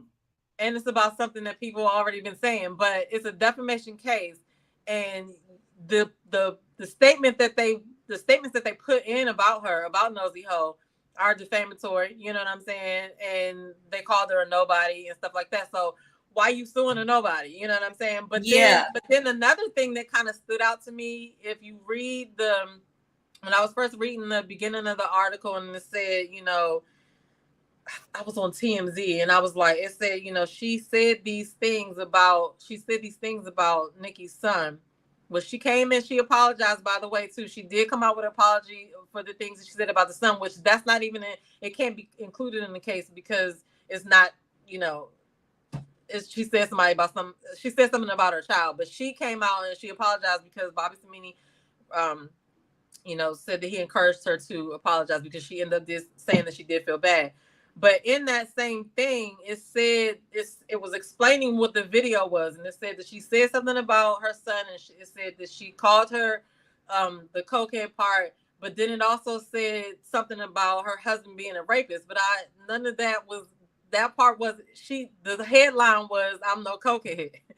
So I'm just like, okay, so you mad about something like that, which everybody, can say that they've heard somebody say that before. But this part you're not saying nothing about? I don't know. Yeah, But no. you So would I have to just stay brought away up from this. that if your reason for that, if you're trying to hide the reason why or trying to mask the reason why you're doing this, I guess you wouldn't put light on it. But it's interesting because when people, as soon as something happens, just like we was talking about, like calling people crazy and stuff like that. But as soon as something happens, people look to see what dirt they can find on somebody. You know what I mean? Mm-hmm. And like I said, Nosy O is not for the faint at heart. She, so if you go to her channel, you're gonna see how she is or whatever. But it doesn't necessarily mean that I don't even know how to say this. It doesn't necessarily mean that she's a bad person, but this is what I be talking about all the time. The way that you process stuff as a kid up into being adult is the kind of adult that you are, right? So it has everything to do with what you've been through and how all of that was processed. So it's like once you understand, which is the same thing the fucking lawyer said, once you understand kind of where a person is coming from, it makes you look at them a little bit differently or whatever. But I think that this is a misstep for Nikki's team. I think that unless they got something that is just like so crazy, no, that this is not the move. Let me. And I bet you they didn't think that she was going to get anybody with Bobby Samini's stature on her side. And now it's just like, oh, now you're about to be in for something. So I don't know. It's unfortunate, and I think you're right. And listen, I don't think anything's gonna happen to Nicki Minaj's career. Unfortunately, a lot of her fans are taking to these internet streets and making threats and things. And one thing I do want to say, even though I know they're not watching, is that those who are sort of inspired to make some sort of death threat online, I want you to take a moment to consider where we are technologically at this point and understand that like you can track your pizza.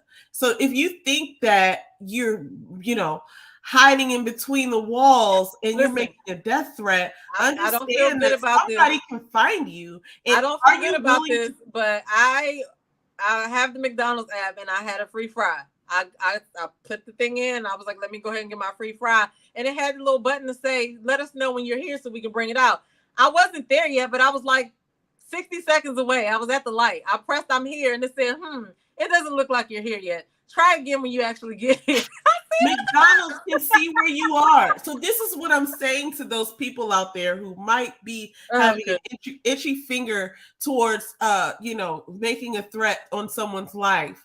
We are not 10 years old on AOL anymore. Like you can, and then people go hard. Like they even attacked the Fort Harriet girl, Kimberly Nicole Foster, and she's been talking about celebrities for a long time, and she wasn't being crazy with it, you know what I'm saying? And Nikki fans have been attacking her as well. I think she's supposed to be suing. I don't know who she's gonna sue though. But I feel like she may have found a person to sue. Well, so this is where I think this whole thing is coming to light. There would be no reason. There would be no reason. There would be no reason to sue someone for defamation if they were a nobody. I think this was all contrived by whoever convinced Nicki Minaj to I left out a very important part though. In the charge, not the charges, but in the papers from the lawyer, it says that they believe that she's a proxy for some star that believes that they're on Nicki Minaj's status, but it said that they're delusional. Whoever it is delusional, thinking that they're on Nicki Minaj's stature and has Nosy talking for them. So people were saying it could be Cardi. A couple of people was throwing around like who could it be, right? She's denied in doings with all those people, but it could be anybody if that's the case. But I don't know if that was the case. It's so peculiar. It's so bizarre, this whole suit. And in fact, the very meat of what proves defamation, right, they're going against it in the claim to say that the person is a nobody. So if you were going to bring a defamation claim, you would not say the things that were said in the actual paperwork. So then let me say one more thing too on this, because It's interesting that so people are making these aggressive threats towards Nosy Ho, and I think that's another reason why Bobby Samini picked this case up.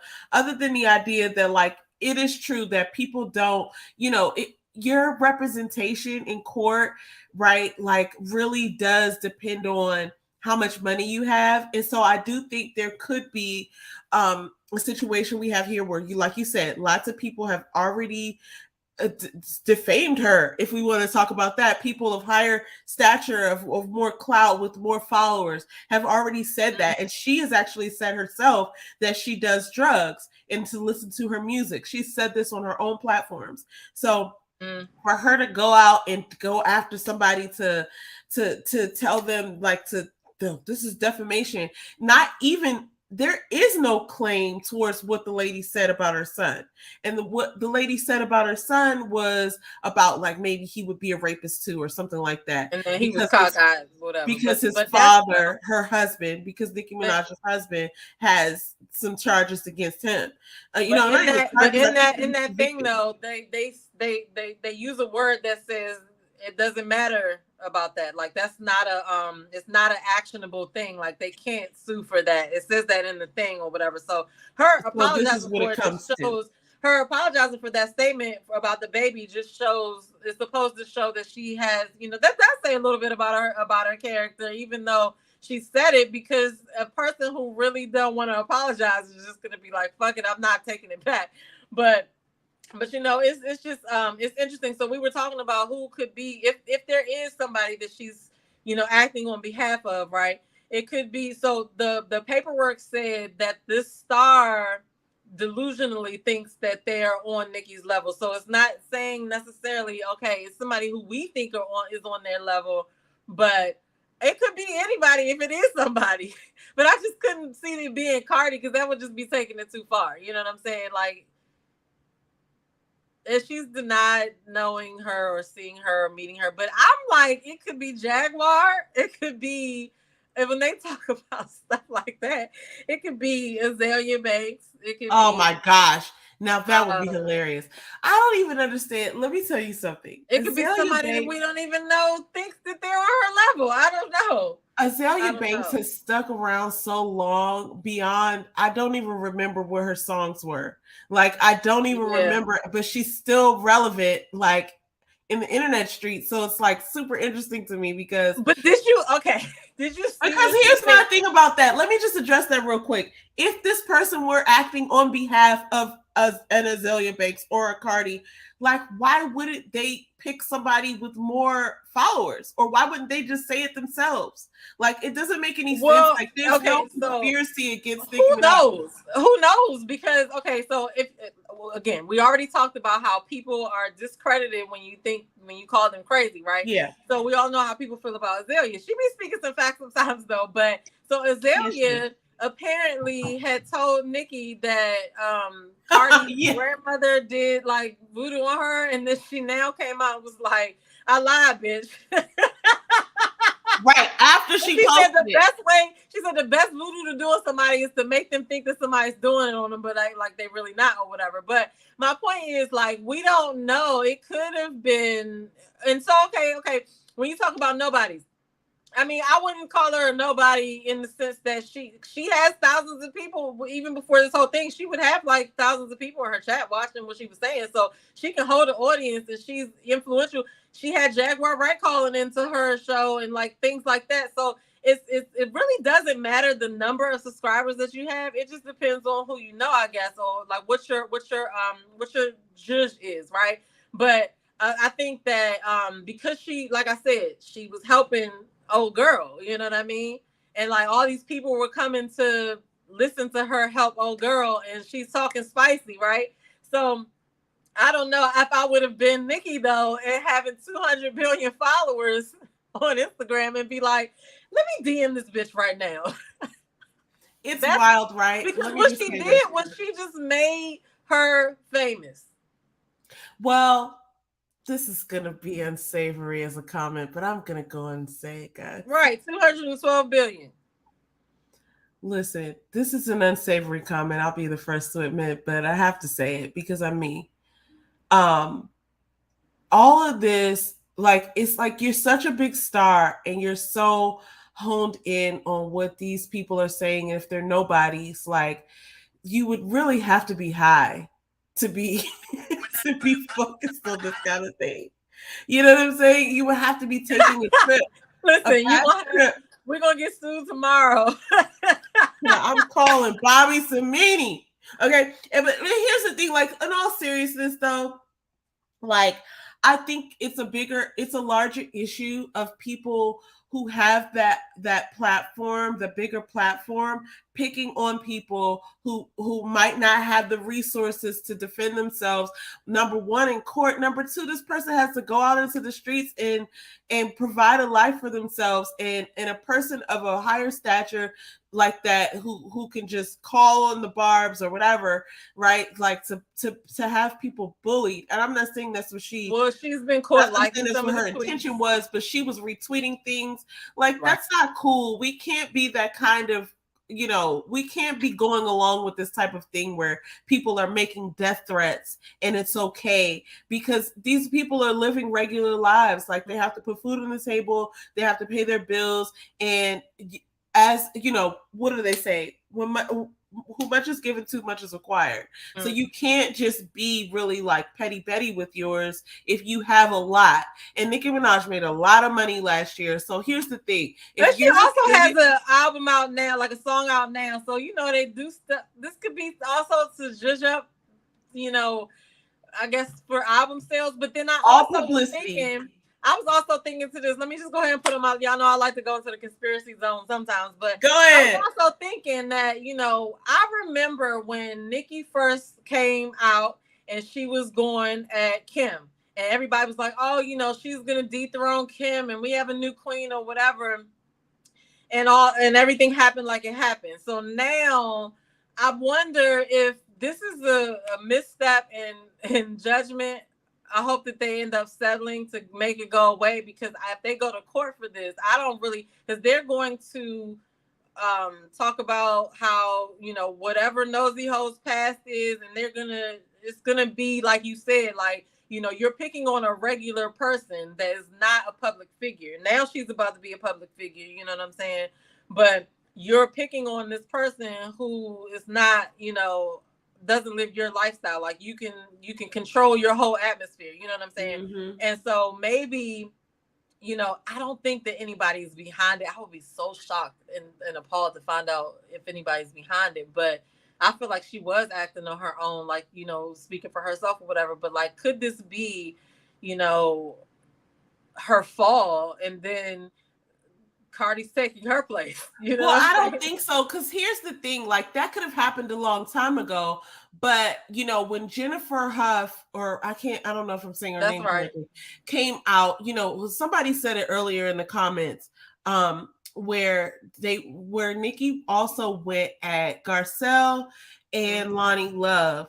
And I did see that in the media, but she don't got no lawsuits against them as far as I know. So she said that she should release some more, because she said, remember, in that was a tweet, she was like, should I release these daily or weekly or whatever? Because it was rumored that it would be like Jason Lee from Hollywood Unlocked and somebody else. But she said she had a couple of artists on there too. So, but nothing else. Here's the thing, but we don't see any record of her filing lawsuits against those people, and I think that would probably make the news before this other person made the news. And it's in my opinion, it's because you really don't have a lawsuit. You're just I don't think it's our really. I think what's happening, to be honest, if I'm going to be honest, and I'm going to tell you what my instinct is, I think this is her attempt at trying to, take the heat off her husband, because he is. And somebody had something up on the internet last week, like, oh, everybody's about to know your address if your husband has to register as a sex offender, right? Because you're with this guy and he has to register as a sex offender, and if he doesn't, he could be facing consequences. And so now you've attached yourself to this person who's the father of your child, and you have to go through this with him. And I think this is another thing that him or something like that. What's interesting about that is that he did good point, Ellen. He did go So he is not charged with this. Let me go look it up because he is Oh, not, I didn't know that. He has gone to. He was charged for attempted assault. Okay. If I remember that correctly, but he served time for that charge, so he never got convicted for doing it, which is why she's still talking.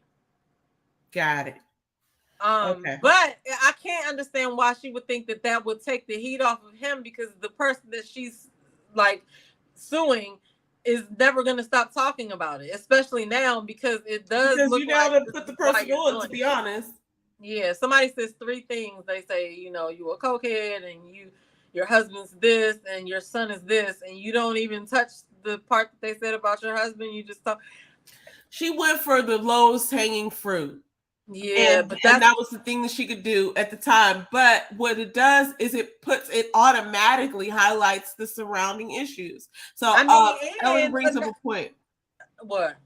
She said Nosy Ho used to be a Barb too until Kenneth's Past came out. So that would make sense to me as to why fans put the past out, put his past out. Exactly. And that's the thing. And everybody.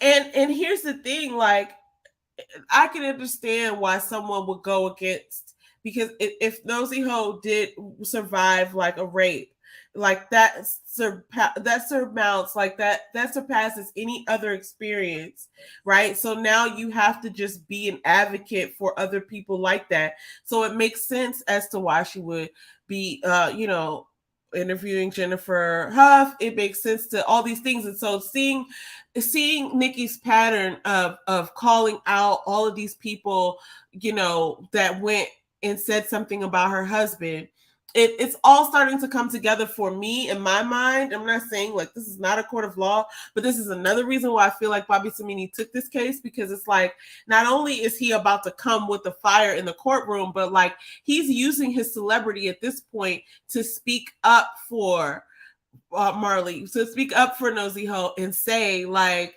this is in the court of law, in the court of public opinion.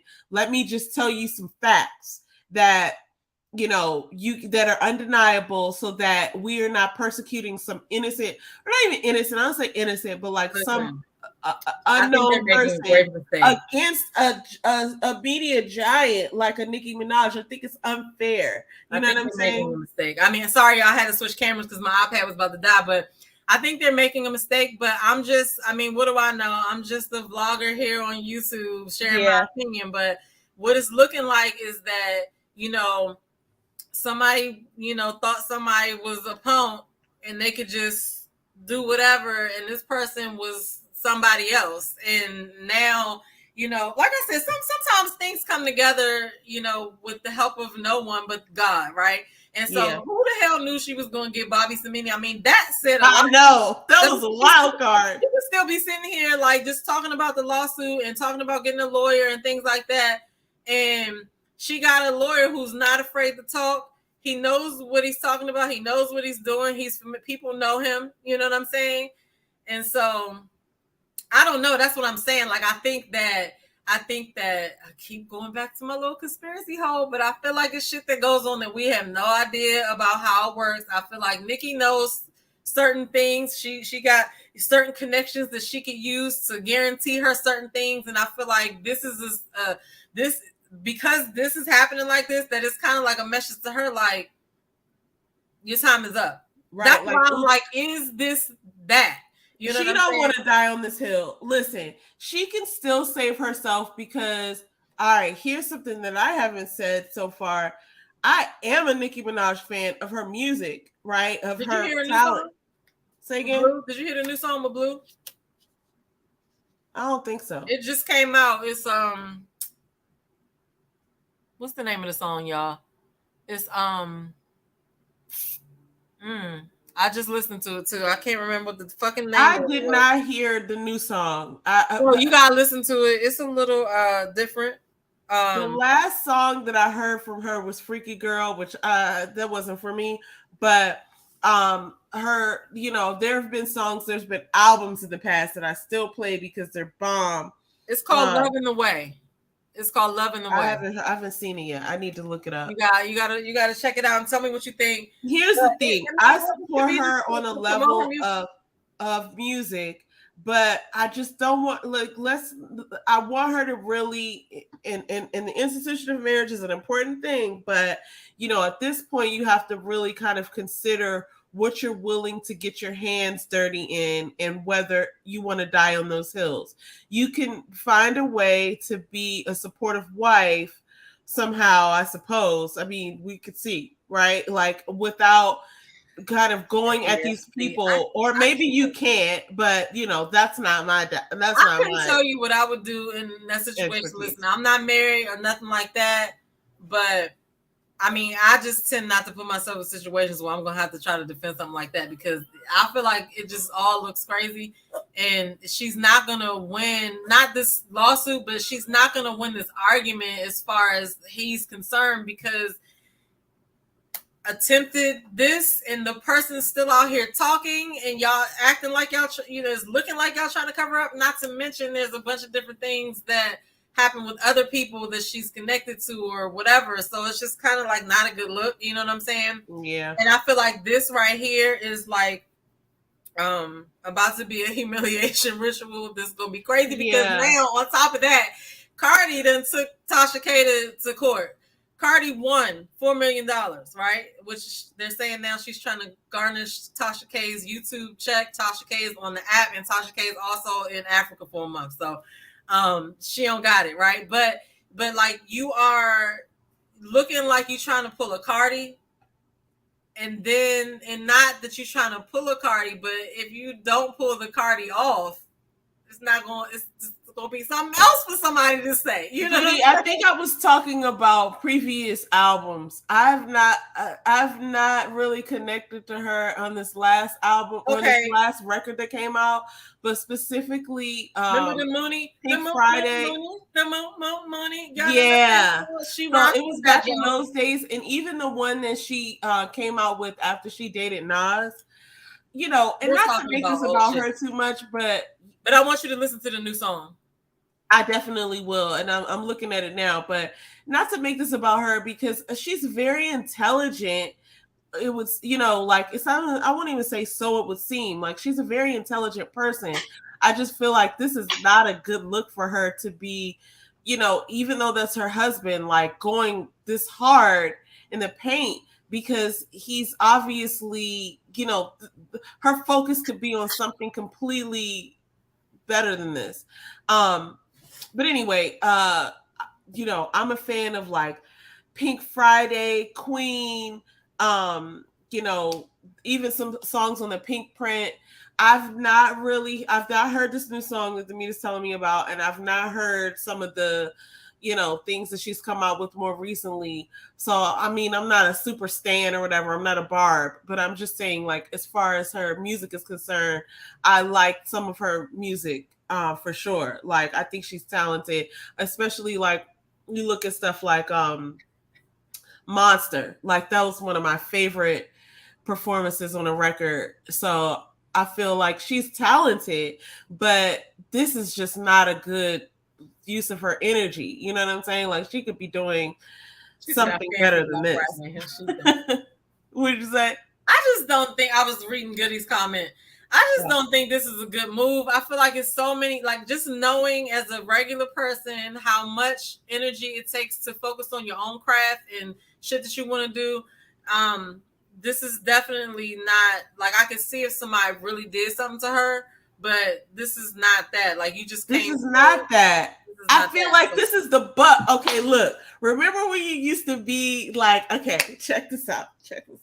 Remember back in the day in like high school, like college, when somebody would buck on your friend or it would be a thing and it's like, oh, I'm about to sound off. Like, we're not going to let this one, you know what I'm saying? It seems like kind of like that spirit. Like, you remember everybody when you were young and you was ready to fight and you was ready to be like, I don't care what they say. We get ready to blah, blah, blah. We're not going to let them get away with this.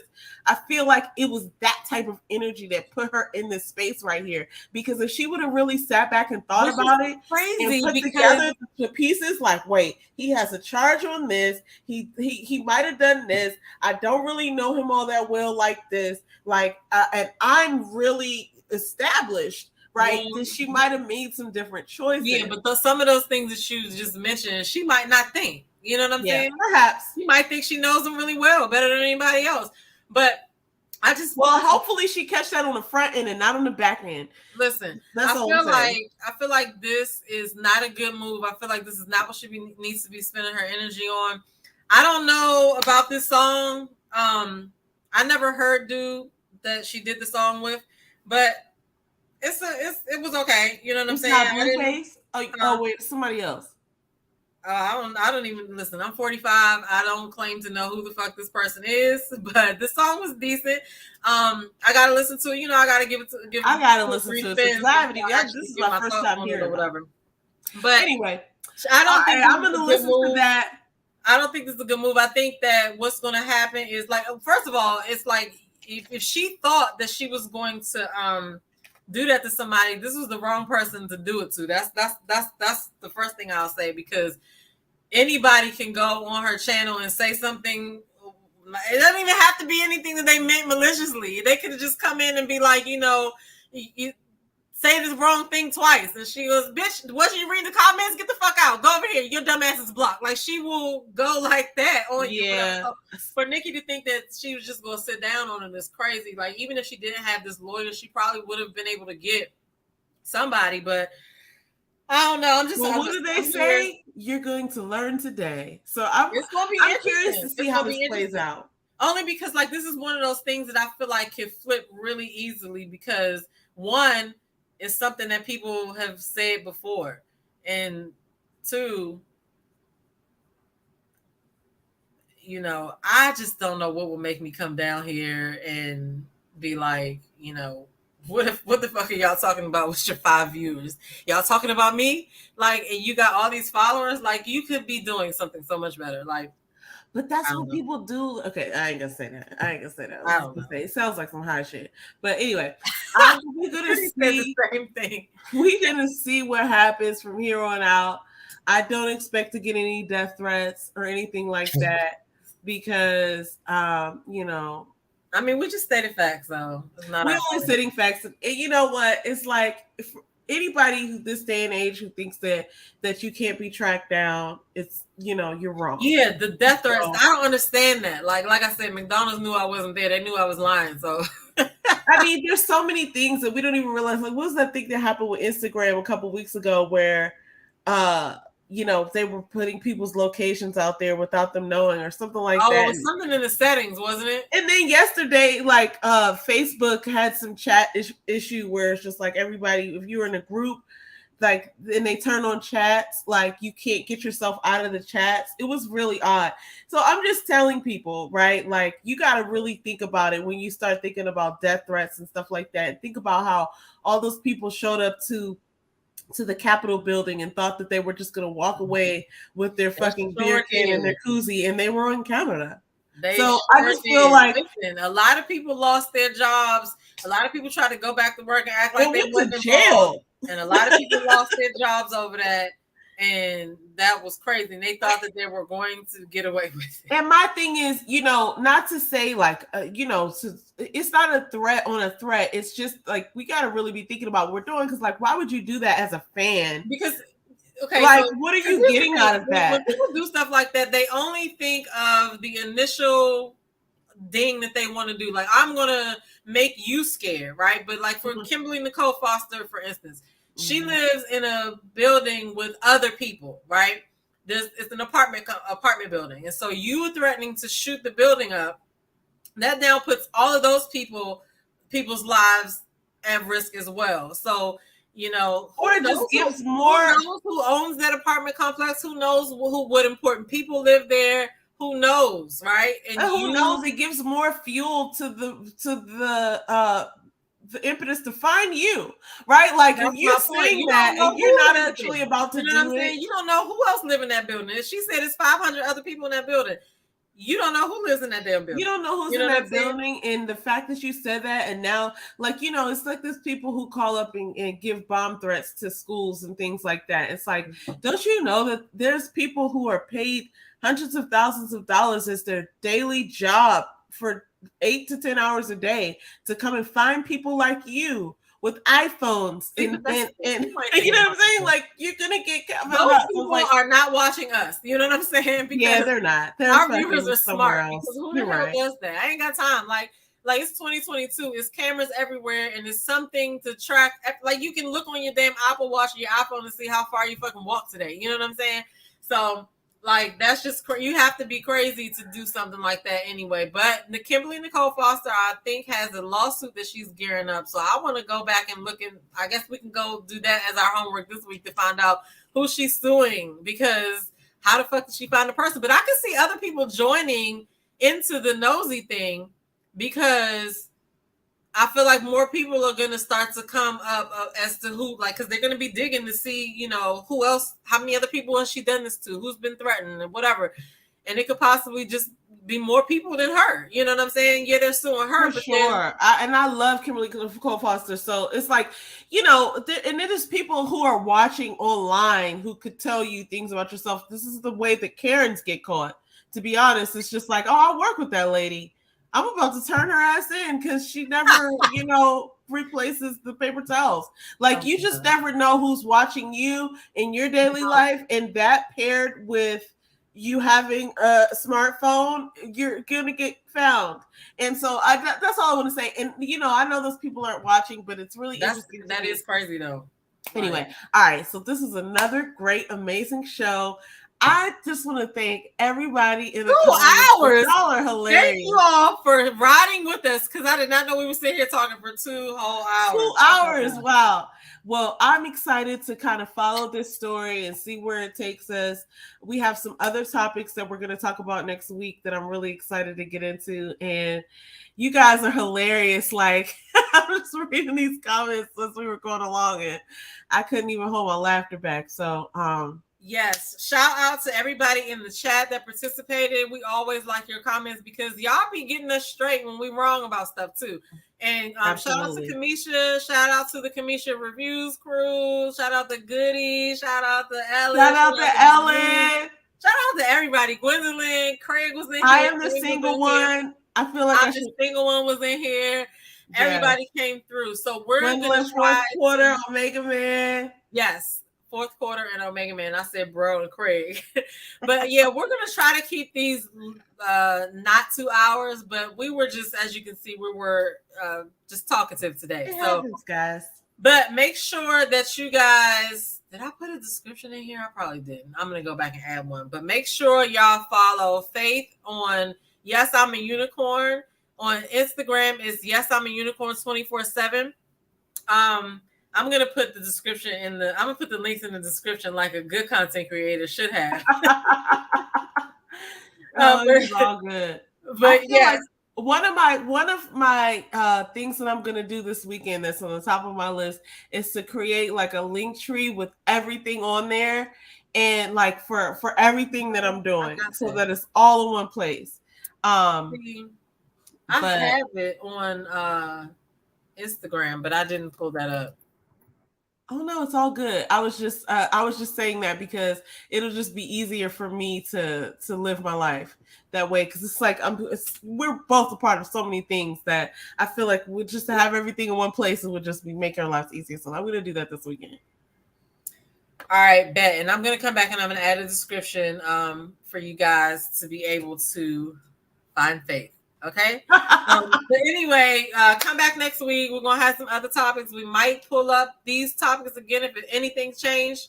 I don't know, but like, share, subscribe, and leave your comments below, because we like to hear from y'all. So anyway, that's all I have. Do you have any last words, or did you say? No, I'm just so grateful for everybody for tuning in, and I just can't wait for next week. Yeah, so we will see y'all next week. I'm grateful for y'all too.